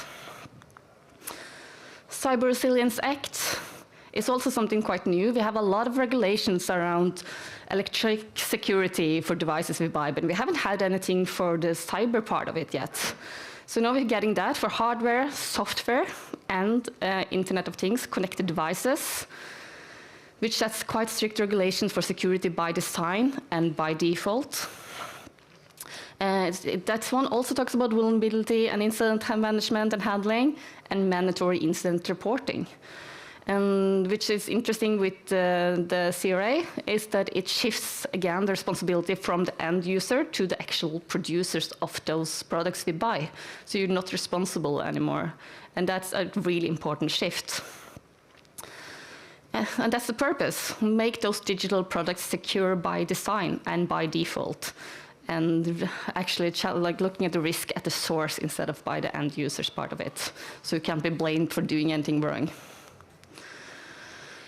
Critical Entities Resilience Directive. It might feel always the same as NIS2, but this talks more about the physical parts of things than NIS2, where NIS2 talks about cyber trust. The third directive talks more about natural events like storms and floods, and also maybe sabotage and things like that. But also is for essential infrastructure. Also talks about risk management, also talks about resilience planning, and also talks about crisis management and cross-border cooperations. And I feel I'm repeating myself, and that's the point of my presentations there. Purpose behind this one, again, strengthen the resilience for vital infrastructure. Society can keep functioning under pressure because we are dependent on water, on health sector, on financial sector, and all of them. So my kind of point of all of this, and like repeating all of this, is that it is the same content, even if it has different wrapping. And it's a lot of legal text, and you do not need to read all on this slide. I just want to make sure that you can see that just those examples I picked from DURA and from NIS2 both talk about business impact analysis, that you should do them to identify what is critical and how should we protect those critical things. So it's a lot of legal text, but the core of the regulations and legislations are the same. So that is why I want to talk about, like, if you strip away all those legal text, what is actually left? If you kind of take a step back and look at the bigger picture instead of diving into those details of those paragraphs. Because when you look at it and look at the big picture, it is just common sense. It is just what I call good security management. It is about knowing what you have. You can't protect what you don't know you have. You need to know, what are my assets? What kind of data do we have? What kind of people do we have? What kind of technology assets do we have? What kind of suppliers do we have? Which one of those suppliers are critical? Which are not, which are just important? Where do those suppliers support us? And we need to understand the dependencies to know what we have. It's not just looking at one-on-one assets, like which one dependency are we? This is what like all legislations are talking about. Also, GDPR talks about this, like, right? Understanding which kind of personal data do we process, like where do we have it, where do we store it, where do we use it? All of that is like part of like GDPR too. And when we know what we have, we need to protect what matters the most. We all have limited resources. We can't spend super much money on cyber, sadly. It would be great. So we need to understand what's the critical things of what we have and set in the security controls where it actually matters. And those controls we add should also be proportional. We should understand to the business, to understand our context, which kind of company are we? Are we energy supplier, or are we just selling a product which doesn't have any like critical information on it, right? Understanding also that kind of, so we can spend the money proportionally in the context we are in the risk picture we have. And those controls should also enable an organization and the business, not stop them. If you put in a lot of security controls that makes it difficult to do those business operations, it's going to be more difficult to actually do those business. And as security people, we must understand that security does not exist for security's sake. We are there to protect the business, to be there for business sake, right? Detect issues early. As security professionals, we talk a lot about avoiding incidents and also often responding to them. I don't think we often enough talk about actually detecting them. And detecting them we do by monitoring, by logging, by using tools, but also having a culture where people report it if they do something they shouldn't have done or if they see something they shouldn't have done. And in incidents, when something happens, the quicker you can react to that incident, hopefully the consequence will be lower. You will have more time to maybe stop that leak, plug that system out of the situation, right, and do something about it. So having that early detection is important. So you need to monitoring. And also those legislations sets a lot of requirements to share information. So we maybe don't others, like people in the sector, get attacked. And also escalate when needed. For example, to relevant sector research and getting them to help. We have detected it, then we need to respond effectively to it. Because the best way to respond is to be ready before the incident actually happens. And to be ready before the incident happens, we need to have clear plans that we have trained a lot on. Because it is not that easy to react to something if you don't know what to do, when to do it, and who will do it. So we also need those clear roles and responsibilities. Who has the mandate to do something? Who is the responsible to do that task? Who is the communicator? Who will escalate and inform? All of those roles need to be defined, and we also need to train on them, because if we don't train, we don't know what to do, and we will kind of run around like headless hands and be uncertain in situations, because when the crisis or incident hits, it's usually quite time limited. And then recover and improve. We need to, of course, recover after an incident, get back to business. And recover here can also mean recover to something else, because maybe we did something wrong that was the reason the incident happened. And it's also recovering to something in another state for a while before we can get full recovery. But we need to learn, adapt, and build resilience after those incidents.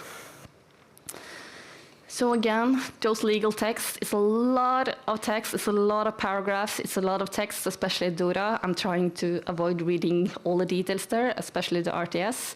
But we do have a tendency, if we dig too deep to it, we kind of miss this big point that it's talking about.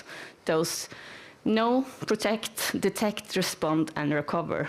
And if you do that, I promise you guys, you might get a fine because the report was missing some details that DORA said you had to have in that report, but the sanctions will not be as big as if you weren't able to respond in a good way to the incident because you didn't have good enough plans that people had trained on.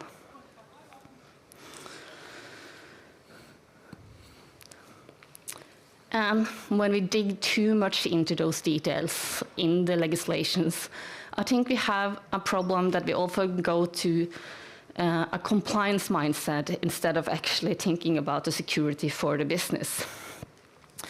We kind of end up thinking about like checklist, like check, have we done that paragraph now, have we done that paragraph? and spending time with them and trying to meet every new requirement that comes there. And again, instead of taking that step back and understanding why does this legislation comes now. And the problem is you can't comply to a framework or a legislation and still not be secure. I've been working for a lot of companies that have been ISO certified, and they were not secure, trust me. They had a lot of pretty documentations on the SharePoint side, which was signed by the right people, but they hadn't operationalized it, but they could show that they had complied, right? So they were ISO certified. So understanding that compliance does not mean secure is a quite important step. Because if we just focus on what does the legislation say, I think we'd have the wrong mindset. We need to shift to a resilience mindset instead, where we focus on risk and impact and understanding our business and understanding, again, and what matters and what are actually our services that we need to deliver. How do we stay secure and deliver what we are supposed to deliver? If you do this kind of mindset, I think it is a long way of building that resilience we need to do and having actual security instead of paper security. But how do we go from that compliance mindset to actual business resilience? It's easy for me as a consultant to say, yeah, you just have to do this and this, but it takes a lot of work. It's not easy to write documents. It's not that easy to implement it. But the first step you need to do is to tailor it and integrate it. Everything we do in security has to be tailored to your business. You can't just buy a set of policies from the internet or hire a consultant and put them in a room and make them write things. I can write really pretty policies, I promise you guys, but they won't be relevant for you guys at all. And they won't be relevant for the companies if I don't tailor it and spend time understanding the business, understanding the risk, understanding the tools they are using and everything. We have to tailor it to make it understandable and fit the culture and the risks. And integrate it. If we are focusing on security as a security thing instead of security as part of business, we are usually making security processes that are on the sideline of the business. So we do the job, and then we use the security thing of the job instead of just doing the job securely. So we need to integrate it. I think a good example of here is like, I love risk management, but I hate to do information security risk management instead of risk management as part of operational risk management in the rest of the business. We need to integrate cybersecurity risks. If managements get like one risk assessment from all other risk areas and one risk assessment from the cyber area, it's really difficult for them to understand what the actual risks are compared to those other risks. Because it might not be security that is the highest risks. It might be market or like transfer things or like the United States that are trading and selling there, which are highest right now. But it's difficult to understand and compare those risks if we do cyber risk and operational risk and not integrate them. And the same thing also, integrating it into the actual tools we use. If we have a work stream or a tool we use for something, if we actually make security part of those steps and make sure that you can skip those steps, it's a higher success rate that the people actually do it because they have to do it to do their jobs instead of maybe filling out a checklist later on. And integrating it, one of the ways to succeed with that, I think, is automation and simplifying it. And again, automate, it's so easy to say automate, it's really difficult to do. And it costs money, it takes time, it takes resources. But if we are able to do it, and if we spend time on it, and doing those like digitalizations also for those security controls, it will just be part of like the job we do instead of doing it on the sideline. I think a good example of parts of areas who have been becoming quite good at integrating it and automating security is developers. If you use GitHub, for example, you can configure a lot of those security compliance checks we had to do like in checklist before in GitHub with pull request. Where you say you can't push this to development before a peer has looked at the code, before you can verify that you have run all those automated security tests, before you have done this, and this that we wanted you to do. And usually those things also are automated that we have just set up, so you just go through the flow. And when all of those are tested, we can publish it to the development environment, the production environment. And we can also have the compliance for it, right? We have the evidences that you have gone all through those steps, and we can see the results of them. So that's a really good example of how you can automate it and make it easier for the developers, but also for us as security people and for compliance people and for the auditor, because you can just show, like, here's the log of all that's been done. And 99% of all things we have pushed to development has gone through it. The 1% was because it was emergency changes. Simplification is easier to do, but still difficult. As security people, we love being experts. We love talking about things, and we kind of think that everyone else understands and have the knowledge that we have, but most people don't. You can suddenly work in a company where people don't even know what a browser is, and you say, use the browser, and they're like, use what? Right? And if you use those terms and understand who the target group of our communication is, we usually fail. So simplifying it, making documentation easy to find, to use language that is easy to understand, not use legal language, for example, like the legislations do, but write it in active, plain language that people understand, in a language they understand, in the culture. That is so much easier to do things if it's simple to do. If you make security the easy choice, people will always do that. If security is like another roadblock for another thing you have to do, people will try to find workarounds the security way. So we always have to think, are we making security the simple way of doing things now, or are we complicating it too much? What can we do so people select security as the simple way? An example here is also that documentation doesn't have to be a document. That is one of my pet peeves, that we are writing PDFs that we publish on SharePoint and expect people to open them and read them, and people never do. So having documentation, having requirements where people actually work in GitHub or in Jira or in Confluence or in the tools themselves, then you are simplifying people to follow the security things. Because people do want to do the secure things in the right way. But if it's difficult to do it, they will find other ways to do it. The last thing, ownership and culture. It's quite easy to talk about ownership too, but again, like having that ownership, and that's not just on management, it's also from employees, that they're taking ownership and understand their role in security, that security is not something IT does. They do that too, but it's not only IT, or it's not just the CISO's responsibility. It's everyone has ownership and responsibility for doing security. So we need to get top management to understand the why and tell the company the why. This is important. And we need to get middle management on board. I also often talk about the tone in the middle instead of the tone at the top, because middle management is the one who actually people see, talk about. They are the ones who talk about, have the resources, know who knows what, has the budgets.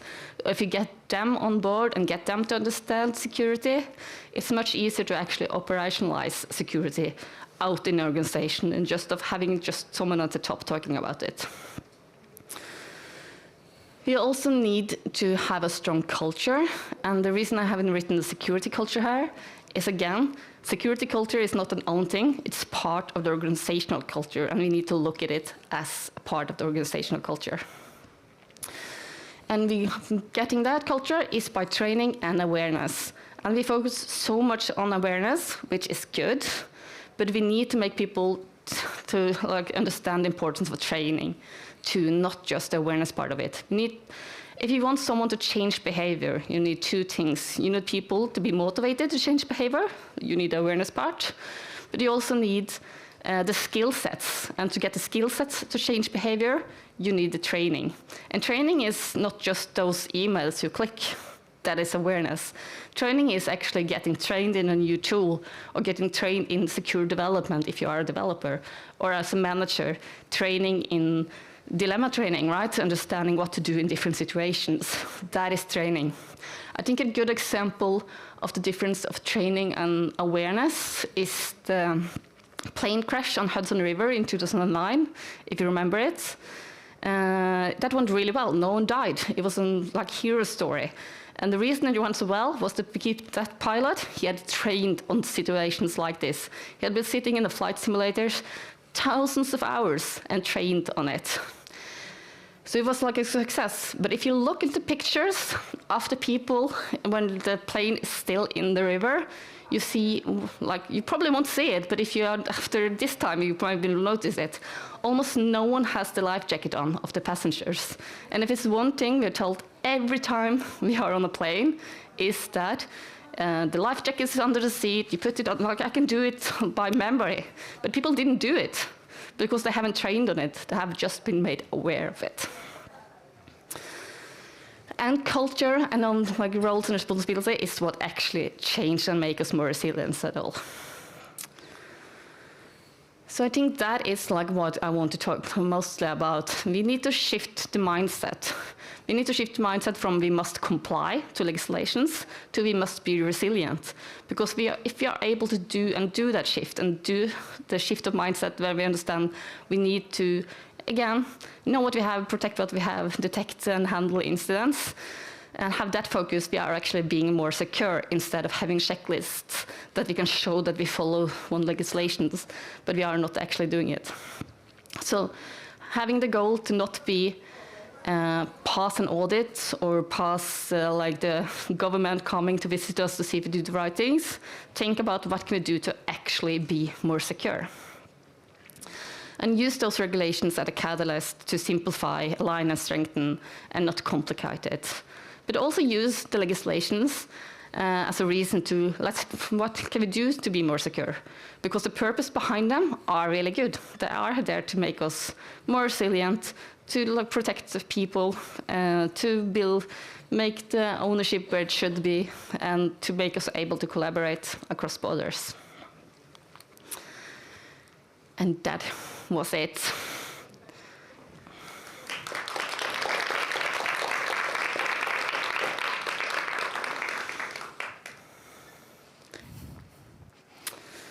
Any questions? Do we have time for that? Thank you very much, Ellie-Sophie. That was a very great, very comprehensive and very common sense breakdown of how compliance can actually empower companies. Now, we are going to have a little bit of a break. If you have any questions to Ellie-Sophie, you are going to have the opportunity to ask them during our panel discussion, which we will continue with after a very short break. Those of you on site, please go upstairs on the 3rd floor. We still have plenty of coffee and sandwiches available. Have a little of a break, and then I'll see you back here for a panel discussion. Thank you.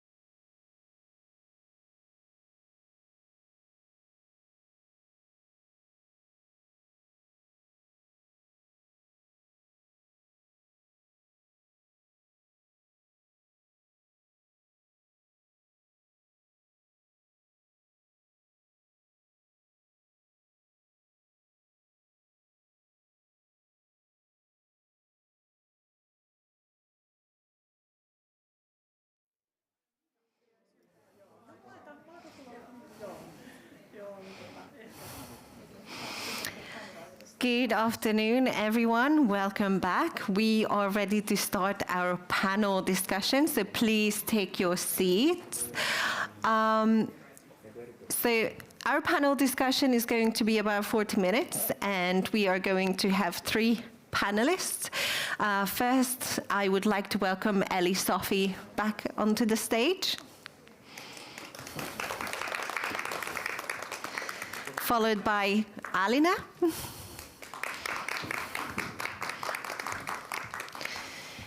And last but not least, Petteri as well. Welcome. So we have had a very exciting day discussing EU GRC, NIS2 directive, and the AI regulation, and how they shape our industry and some practical solutions. So before we get started, let's have a little bit of housekeeping. So I prepared a few questions. Some of them are personal, but I would like all of you to please comment on what the other one is saying. I would like to make this a dialogical conversation. And if someone from the audience has any questions, any comments, please put your hand up, and then one of our event volunteer is going to give you a microphone.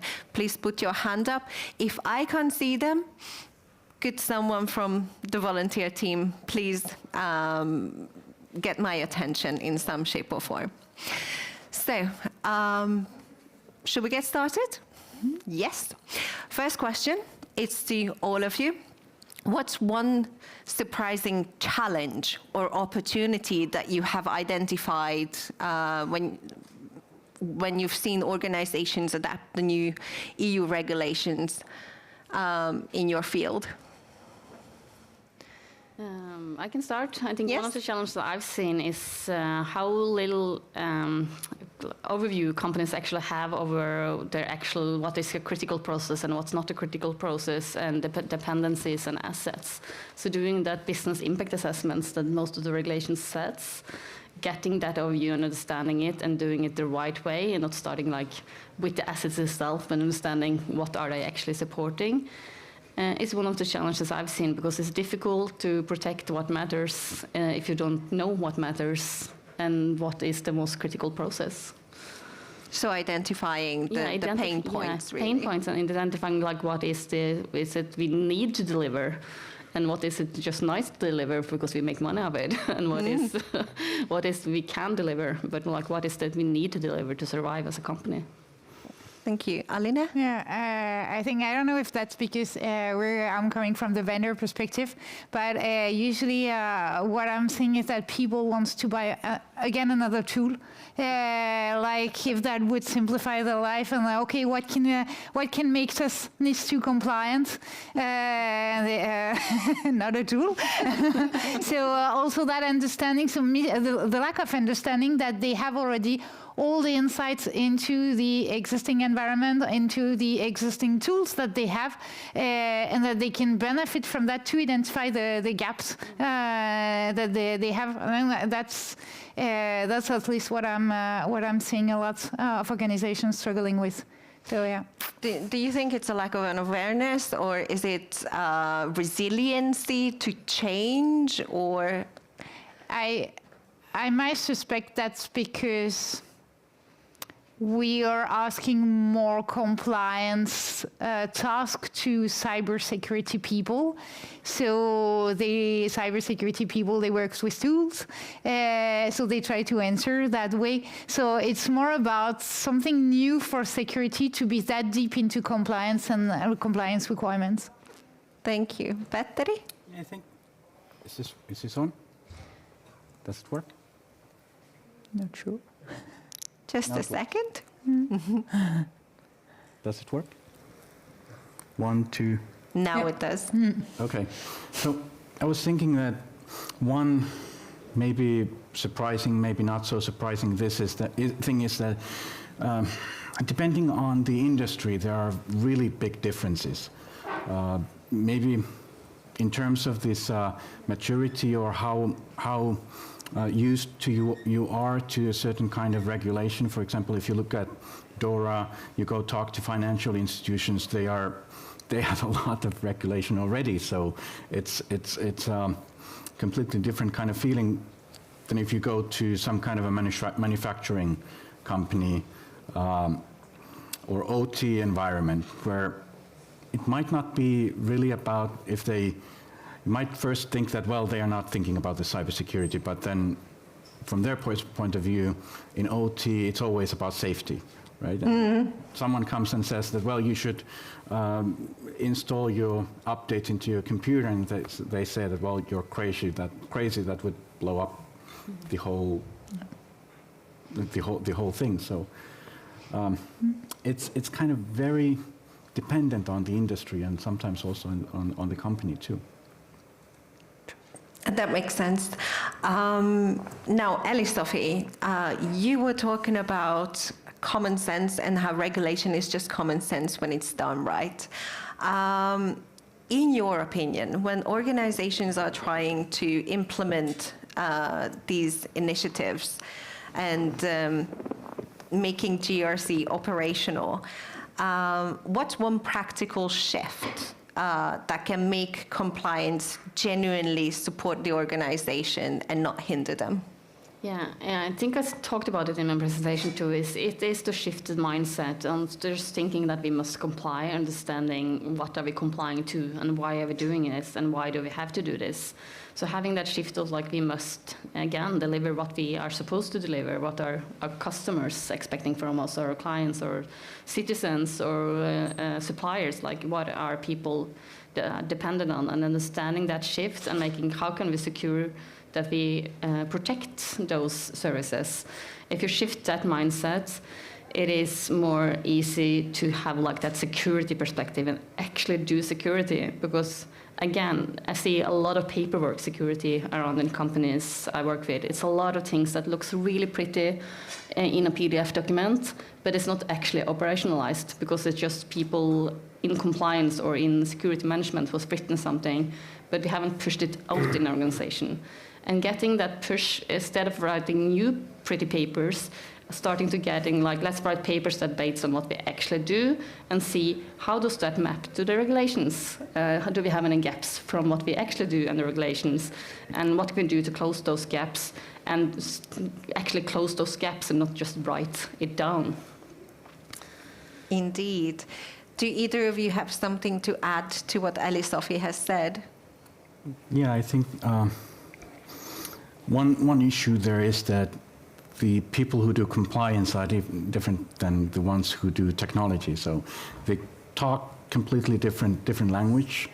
I think that might be one really big problem. Also because, well, I think you said in your speech that we don't have unlimited resources like to the cybersecurity. So once you get that compliance done, it's done. Let's not revisit.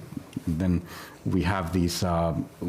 Let's install some Trend Micro systems, and now that side is done. And you don't talk between these sides.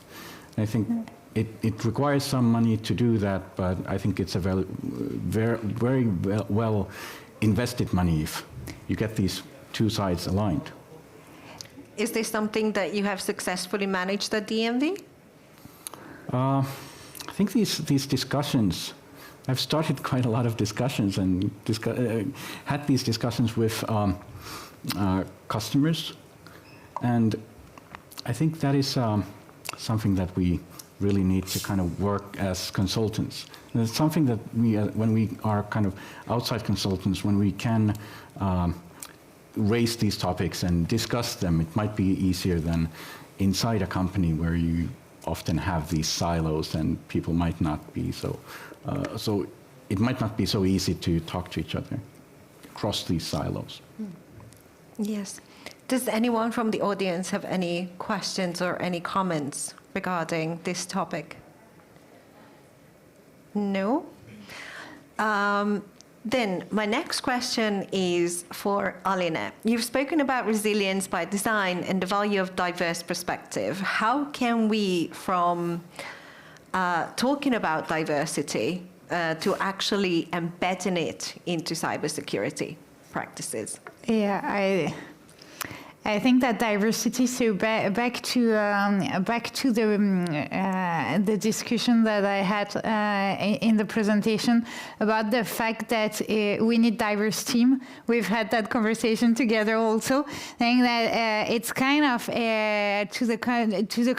the exact contrary that we're seeing on the market, where we are hiring only cybersecurity professional experts, which has a certain background and all that. So we don't have that diversity. I think we need to.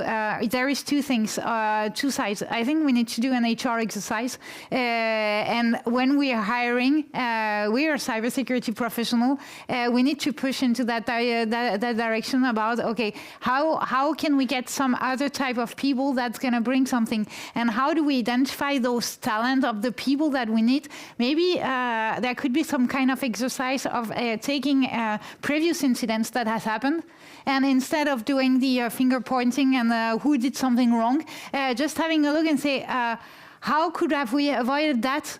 Which type of profile should we have had in our team so that we could avoid that to happen? And so when we're talking about bridging the gap and the communication gap between compliance and security, yeah, maybe we need to have more compliance or communication people in cybersecurity, and maybe the compliance team needs to have some more tech-savvy people. So using past topics or incidents into the organization, and doing that post-analysis, okay, we need to hire differently so that this is not happening again. And then that's going to flag what type of people we need. That sounds good. Either of you, Eli-Sofi or Petteri, have anything to add to this comment? I totally agree that we need to kind of get all those perspectives, just to get the translations that you talk about, right? If you have, because I'm not a I have not a technology background, but I understand technology. But that's also make it easier for me to translate what the developers are talking about to management and what the management are talking about. And having that kind of communication skills are more and more important to have. So also getting people from different backgrounds, but training, but not just in cybersecurity, as you say, also get the cybersecurity skill sets out in different areas. Yeah. And that I think is one of the good things with DORA, for example, is that's quite strict requirements that having that kind of skill sets to understand ICT risk in the boards and in the management. And then the top management will get those skill sets, and then will maybe help spreading those skill sets in other areas too. Yeah. So I'm hearing that we really need to break down barriers and start diversifying. This siloing effect while we are preaching DevOps to everyone is still very much there. Our next question, or my next question, is for Petteri. You have brought a geopolitical aspect to our conversation, and you have talked about logistics as well. So in light of the current tensions and the geopolitical situation that we're in, the EU is now pushing for strategic autonomy, but how should organizations rethink supply chain management today in the EU? Yeah, I think that's... when you think about that, strategic autonomy, does that mean that we need to now completely ditch these foreign vendors and only use EU-based alternatives? And of course, companies have these long supply chains, right? They have been built over years or decades, and you have these suppliers who you have good relationships and so forth. And I think that's, you don't need to, or you don't want to go and just rip that apart, right? But the real issue is that now those supply chains are being kind of weaponized. There are researchers who talk about this weaponized interdependence.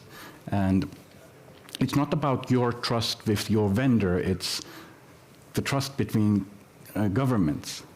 And that's running really low nowadays.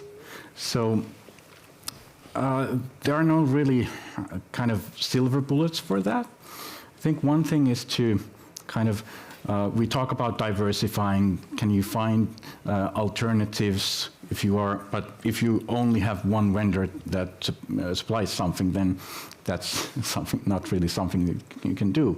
But you can try to see how these vendors talk about things with you. Do they approach these things kind of honestly with you when you go and ask them about these things, or do they try to kind of go around them, or do they dismiss your concerns? I think that is something that we should trust but verify. I think it was Ronald Reagan that said that the first. So trust the ones that you trust, but you should also think about what else can happen around them that they don't have control over. And that's we need to kind of broaden our imagination in that sense. And we have been very much focusing on these supply chains, but now they are being weaponized. That's the problem. That is true. Ali-Sophie, Alina, would you like to comment? Yeah, I think we need also to go back to the risk that they represent. Plenty of solutions and plenty of things are used. Some are more critical than some others. Back to that exercise that you were mentioning in your presentation, to be able to identify what is critical, and then that's going to be a priority, maybe to have a plan B, at least, if not replacing by fully something, but at least having a plan B. Most of the solutions, I would say, that are used today, yeah, even if something happens, then the company can continue to run, the service can continue to run, and if it's degraded, then that's not going to be a drama. So we need to separate also and put our energy and our focus on what really makes the company running and operating, and what is the plan B in that case. So essentially, to have redundancy included, at least, yeah. Yes. Safety. Now the next question is for all of you. What does preparing the security workforce successfully to really thrive in the current geopolitical climate, when we have very interconnected world, where we have to think about holistic solutions and plan B, C, D, what does it look like when someone is a really thriving professional nowadays? Everyone's like looking at not for a company, but for a security professional. For a security professional, what skills should people be focusing on? Yeah, again, like the communication skills, not just the technical skills, I think, but also understanding, like having best of both worlds.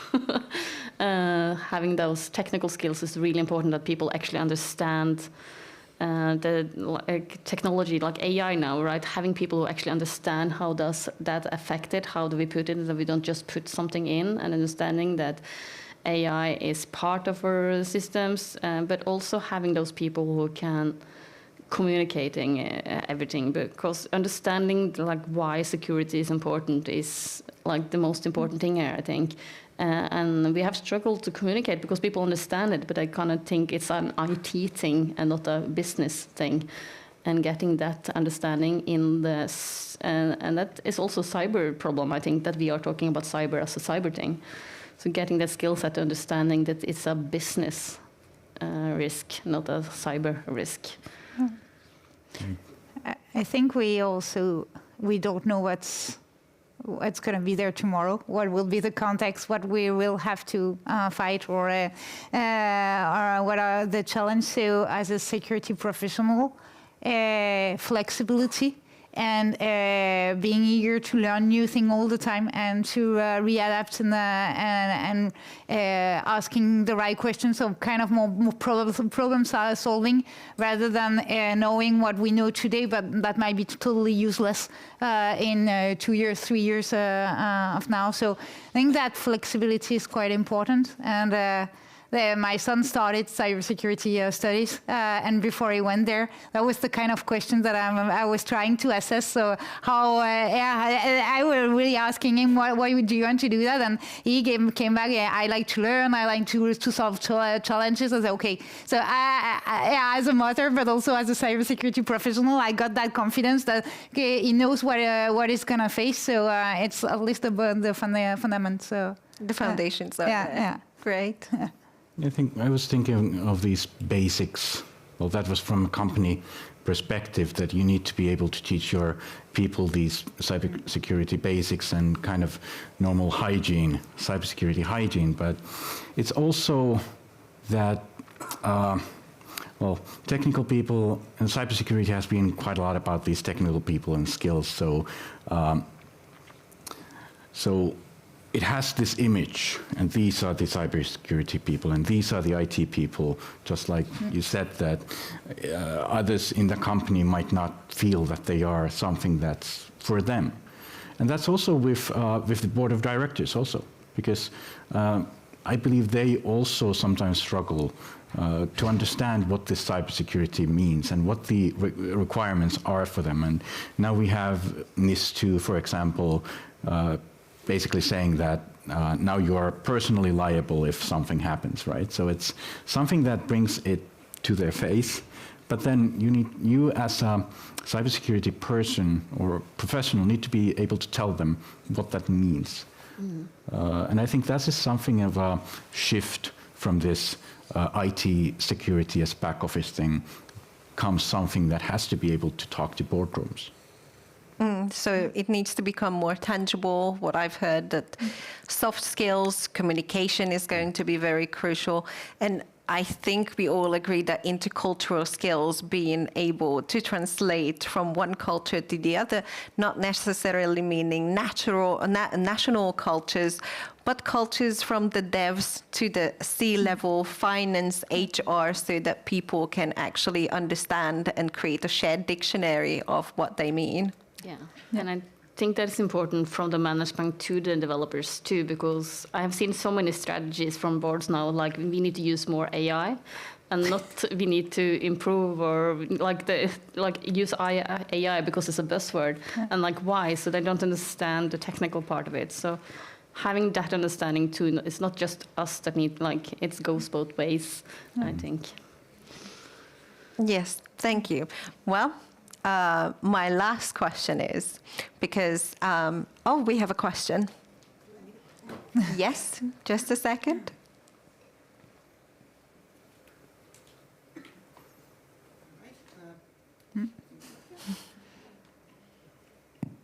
Yes, now it works. My question to you is that, first, why I'm asking. It's not enough that corporations or organizations and the IT people understand resiliency and security and how they need to improve upon it. So my question to you would be of how do we help everyone understand like the basics and why we are doing this? Like what is the purpose behind the regulation keeping us safe, behind the data privacy? And what are the things everyone can do? Because this is kind of the thing that unless we have all hands on deck, we are always going to be vulnerable. So how do we increase that part of it? Who would like to answer first? Well, I was earlier also, when on something, I was thinking of this democratizing cybersecurity. So it's not, we have this kind of culture, I believe, where we talk about cybersecurity gurus and wizards and whatnot. So it's something really special, something that not ordinary people can do, right? So I think this is something that I would like to change. It's something that's, that we all are a part of. We all have to talk about. And I'm thinking of, for example, the Finnish parliament. I think there's one person who is talking about cybersecurity there. So we need that at every level of society. That means that we, again, those interpersonal skills, we need to be able to talk to other people, not just people in our own tribe. So I don't know for Finland because I wouldn't be able to follow any media in Finnish. So if I'm taking my Danish hat or my French hat, because that's what I know. I think the medias are also quite bad at explaining cybersecurity. When you have cybersecurity in the media, that's a big stories about this company has been hacked, or this service stopped working, but you never get the explanation of what happened really. Was it just the frightening part? It's like normal or more minor incidents are not covered by media, where they represent most of the in fact of what's happening. So I think we should be better. We should be better at working with the media and expanding the coverage so that everyone can get access to that information about what is cybersecurity, why is that important, how can you protect yourself. And so with that, that's going to talk to a kid at school, that's going to talk to the grandmother, but that's going to talk to everyone and maybe raise additional, more advanced questions from government, from teachers at school, or Yeah, I agree. Getting it in, like learning it early on in school, and those basic skill sets, and stop talking about it as something IT, something cyber, but something about just like you lock the door when you leave your home, right? Yeah. You also should lock your computer or lock it a good protect. Like you don't use a key that can open all doors in your real life. So why would you do it in a digital life? Yeah. Getting those kind of explanations instead of talking about it as something cyber or something IT. Yeah. I think it's also interesting to like get that understanding in the public, because in Norway we are really naive and really trusty. We trust everyone. I think someone from the Norwegian army told me that the Russians had a saying that if you can fool a Finn, you're a good spy. If you can fool a Norwegian, you're just as Russian. Everyone can fool us. So we even have like a more difficult way to go, because we like, oh yeah, but that's link, I trust that one. So but getting like, that translation to away from the IT and cyber, because that kind of makes distance from like regular people who doesn't work with it to their regular life. Translate it to what does it actually mean, like locking the doors. Well, I can actually answer this question as well, because with Petteri and Tuuli Siskonen, we are actually part of a wonderful project called Finland 2055, which is a cyberpunk-based cybersecurity challenge series, which we will be launching very soon. And there, I am the pedagogical development person, and I have made it my little role to make sure that those people coming from backgrounds where they do know nothing about cybersecurity, they get the skills, they are scaffolded in a way that it's challenging but not too challenging, and it brings real life skills and fun, so people can actually experience what happens when the, excuse my French, but poop hits the fan.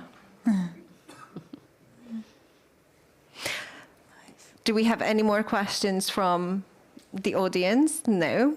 In that case, our last question is, we have plenty of people here who are either career changers or they are students. They are at the very beginning of their career in cybersecurity. So if you were starting your career now, what would be one advice that you could give yourself as a young professional in today's geopolitical and economic climate? Yeah, I would say don't care that much about what you study, actually, because mostly of your skill sets you will learn on the job. But what you learn when you are in a university is that you learn how to learn.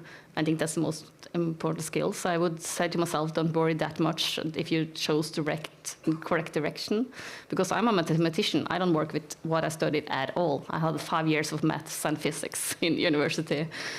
So don't worry that too much about that, and don't be afraid to make mistakes, because you'll learn from things. It doesn't make you a failure. which I taught 15 years ago. I think I'm going to build a bit on that. Talk to people in the company you're landing into. Yeah, of course, talk to your cybersecurity colleagues or IT colleagues, but yeah, more specifically, talk to other people. Go and spend the day with the HR department, with the production line, or get to learn how that company works, how that company do business, and that's going to make also your cybersecurity perspective on things a bit different and a bit more grounded. So yeah, that would be my advice. I have maybe two things. First is go to all the events. And I think in Finland, something that when I graduated first, that we didn't have was this community that we have now. Of course, back then we weren't talking about cybersecurity that much either, but that is something. Just go to all the events, go to Helsec or Turkusec or whatever. Women for Cyber Finland, Maybe that's just a suggestion. Or Yeah. Denmark, or Norway. I think I've heard of something similar in Norway and Denmark too. Yeah. So I think we now have those kinds of things. So go everywhere and a network. And maybe another one would be that don't only... in addition to cybersecurity, I think you kind of need something else. You need to combine it with some other field. If it's only cybersecurity, then it's a little... Dry? Well, I was trying to find academic, but it might not be that either. It's these frameworks and so forth, but what do you apply it to? That's the question. So if you have some other field and you can combine it with something, then it becomes something more than the sum of its parts. Right? Very good. Do we have any questions? Or yes, we do. Could we please have a microphone?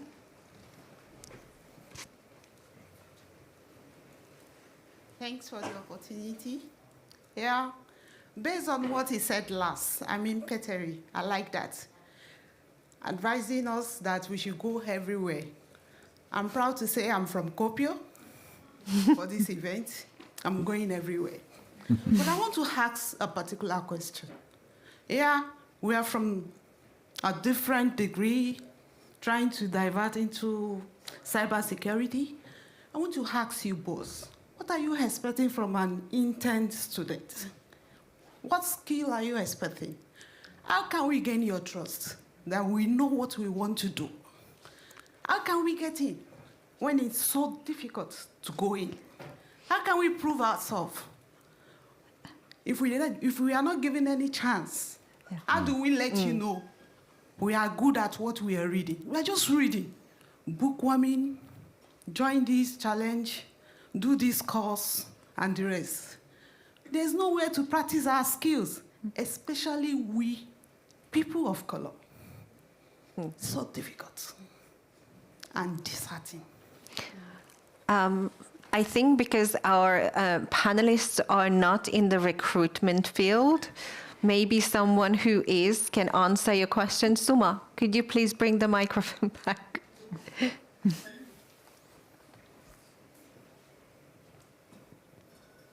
I'm not in recruitment, but I have a background in education and I did change professions. So maybe from that viewpoint, I think what Petteri said is that don't just do cyber. The cybersecurity practices are needed everywhere, in every industry. So use all the rest of your knowledge and not just the cyber, and bring that cyber expertise, combine it to the one you already have. Take it there. That is a lower barrier to get to do the cyber stuff that then will help you show more the cybersecurity people that you've already done this sort of work. So it is a lower step to then get to the next step. And this is something I found because all the places have, every one of us and all the organizations can do better on the security front. So just bring it to where you are and that's then helps you then get more into the field. Thank you. I would like to add something because I have a lot of international friends. My wife is Japanese. I have some idea of how it is to, for example, look for a job here in Finland. I think you probably can weigh in on that too. But that's why I don't, again, have a silver bullet, but that's why I always try to tell people to go and network because, and I think actually cybersecurity, at least the companies that I work with, they have a lot of international people. Some other fields in Finland, I believe, might be more traditional or conservative with that. And what I have experienced is that often it is that people might be afraid of speaking English. It might be as simple as that, that hiring a new person who doesn't speak Finnish feels intimidating because they might not know if they, or be sure of if they can communicate right. So cybersecurity, in my mind, is actually a field where we should have less of that because we all use English all the time in the companies. Of course, it is economically a bad situation. So that is also, I think, it hits other people more than, some people more than others. But if the question was, how can you prove yourself? How can you make people trust you? I think it's through networking, to showing up. And trust is something that we build face to face. That's what I think. Yeah, I can actually comment on this one because I am in your shoes. I am also a student looking for an internship in Finland. I do have an offer from Germany, but Finland is home. If I don't need to move, I don't want to move.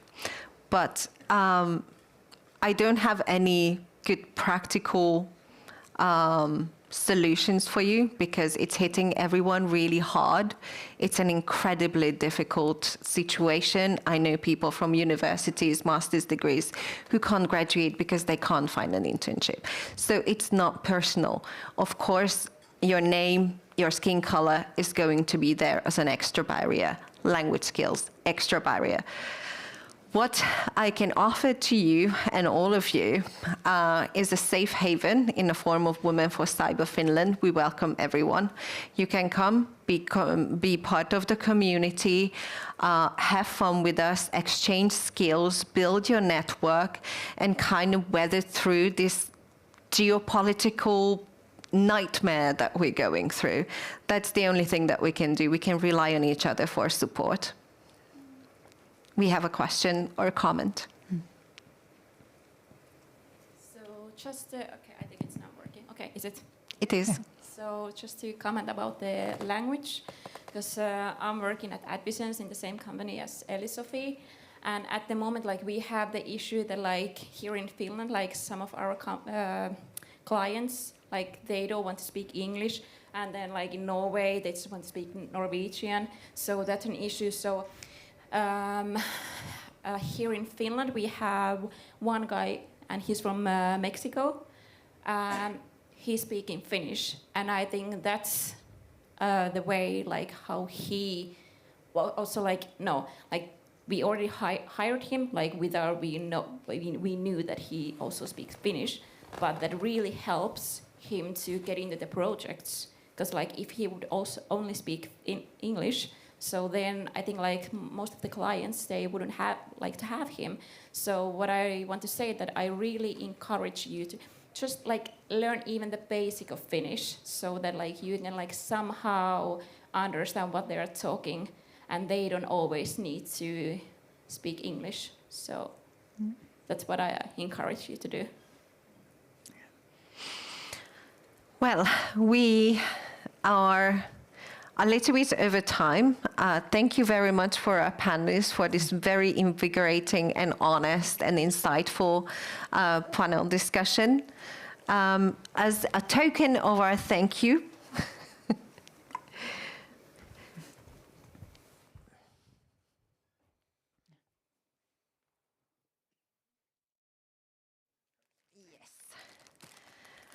please accept a small Thank gift you. from us. Thank you. I got one. Thank you very much. And now we're going to have to very quickly, we have time. We're on time. Oh, excellent. We are going to have a 10-second break, so you can leave and I can get ready with my host partner, Jolly, who is coming up here, because we are going to be announcing the role model of the year. Thank you so much. You.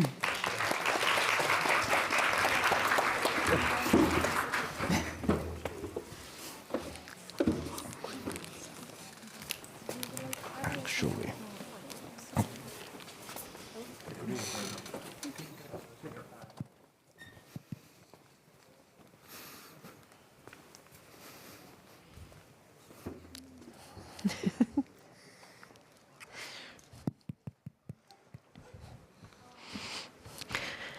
So as I said, the best thing that I can offer you in lieu of a job or an internship is our community of volunteers.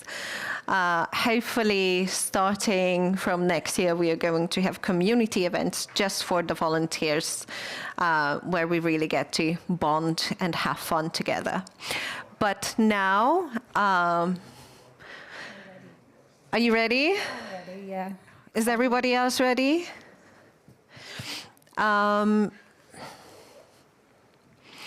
So, this is the very exciting time when we are announcing our role model of the year. We do it every year. We ask our community to please nominate someone who has done something meaningful, something impactful in our industry. We have had several nominations, and we have picked the 3 who have got the most votes, and then we have given it to the public to pick someone who they think is most deserving of this title. And this year, drum rolls, please. Yes, please.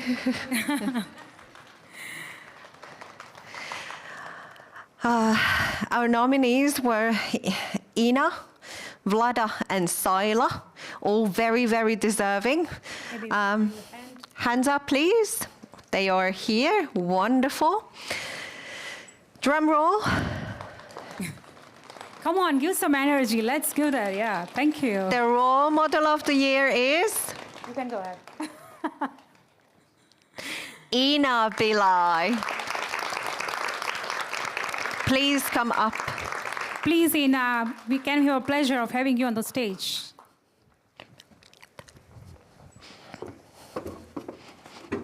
And flower. Yes, please. Is this?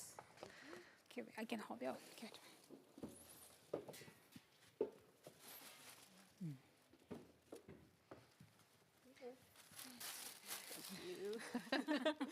Little bit of fumbling. It's only expected. Yes, thank you very much. I'm not on anymore, but well done, Ina. you. Very well deserved. Thanks a lot. Thank you. And thanks everyone for, first of all, having me in the event. I can relate to many, maybe we can leave it so that we both don't get tired. Thank you very much.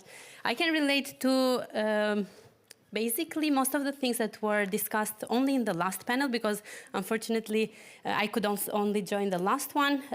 So there were many good things to pick. And then, of course, I can also relate to the questions from the public. Being an international talent, being a woman, not having an IT background whatsoever, I can relate with all of them, because that's how I joined cybersecurity maybe approximately 5 years ago. So it's all started, maybe an interesting take for some of you. It all started with a phone call from my bank's associate telling me that my credit card was being used in North America, which I was far away from. So it started with, let me dig a little bit and find a little bit more about security and how can I protect myself and how can I protect my family, how can I teach people. And back then I was actually a biology teacher. nothing to do with cybersecurity whatsoever. So while digging a little bit more, I found it a very interesting field. Then life happened. We had to move countries and come to Finland, relocate with my family. So I thought that would be the perfect time to actually develop my skills further, because cybersecurity is more diverse than being a biology teacher and teaching in Finnish.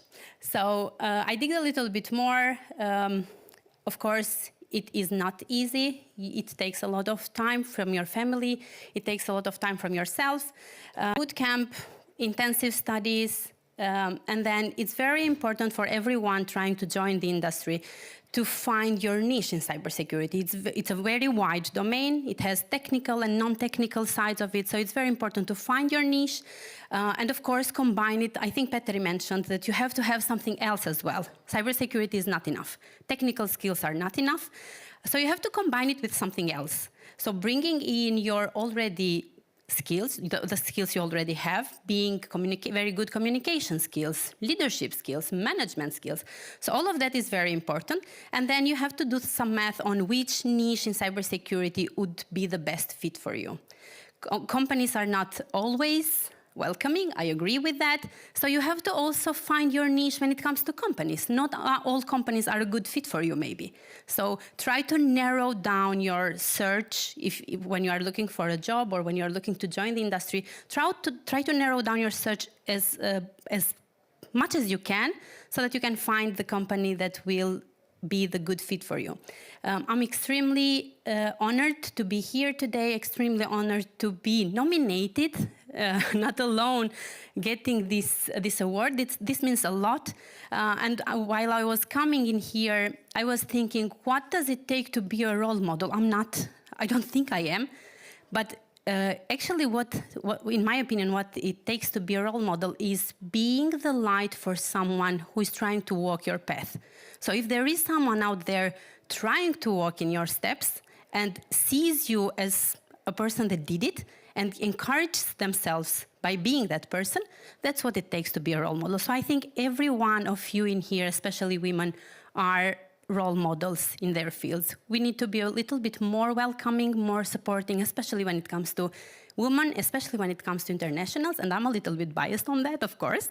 But I think with this 101 coaching, with this 101 support, everything will get easier and better. Thank you very much again. It was a pleasure being here.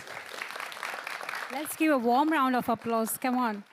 Have a warm round of applause. It was very silent. Come on, you can do more. Yes, more. Come on. Thank you. Thank you. Thank you so much. I'm gonna you can take it. leave it here.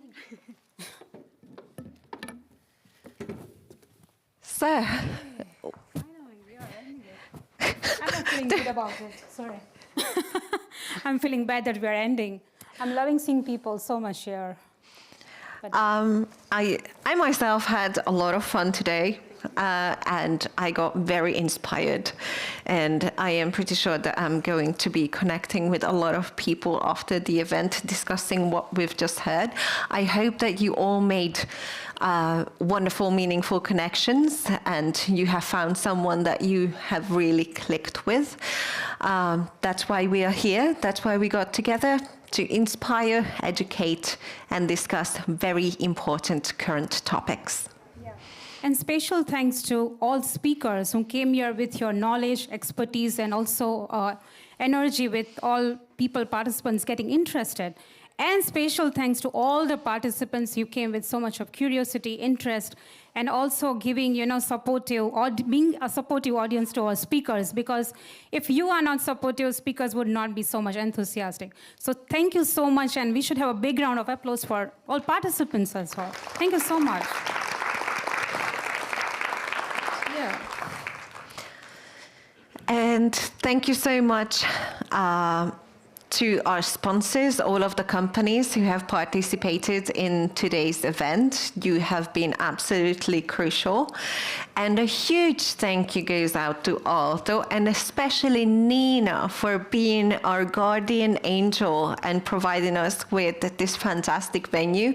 And please join me in giving a round of applause to our wonderful facilities and AV team who made the whole thing possible.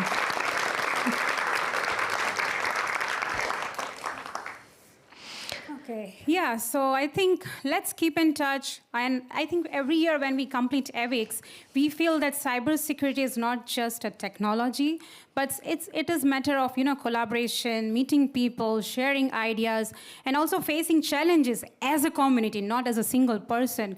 So thank you for proving this EVICS as that kind of event and proving cybersecurity as more than a technology. So yeah, keep supporting Women for Cyber Finland. Help us continue this flagship event of Women for Cyber, and we look forward to you for the next year event as well. I hope we can see all these faces plus new ones as well. Yeah. Yeah, and please continue to come to our monthly event as well. Our next one is going to be with Loida, if I remember correctly. 4th of November. 4th of November, so I'll see some of you there for sure. But before we end the event, it would be wonderful if you could give us feedback. Please scan this QR code. This will take you to our Menti website. If you liked the event, great. If you didn't like it, you don't need to scan it. No, let them criticize also. Please criticize so we know how we make it better. If you want to criticize, please mark it as for Jolly. Yes, I'll take it. But I'll reach out to you personally who criticize, so yeah. But yeah, thank you very much for spending the whole day with us. This has been very wonderful, very busy. We hope that you had fun and you are bringing or taking something away that's meaningful. Keep supporting Women for Cyber Finland, please, because we are shaping the future of Europe, and it can't be without you people. Please, thank you so much. Thank you. Bye.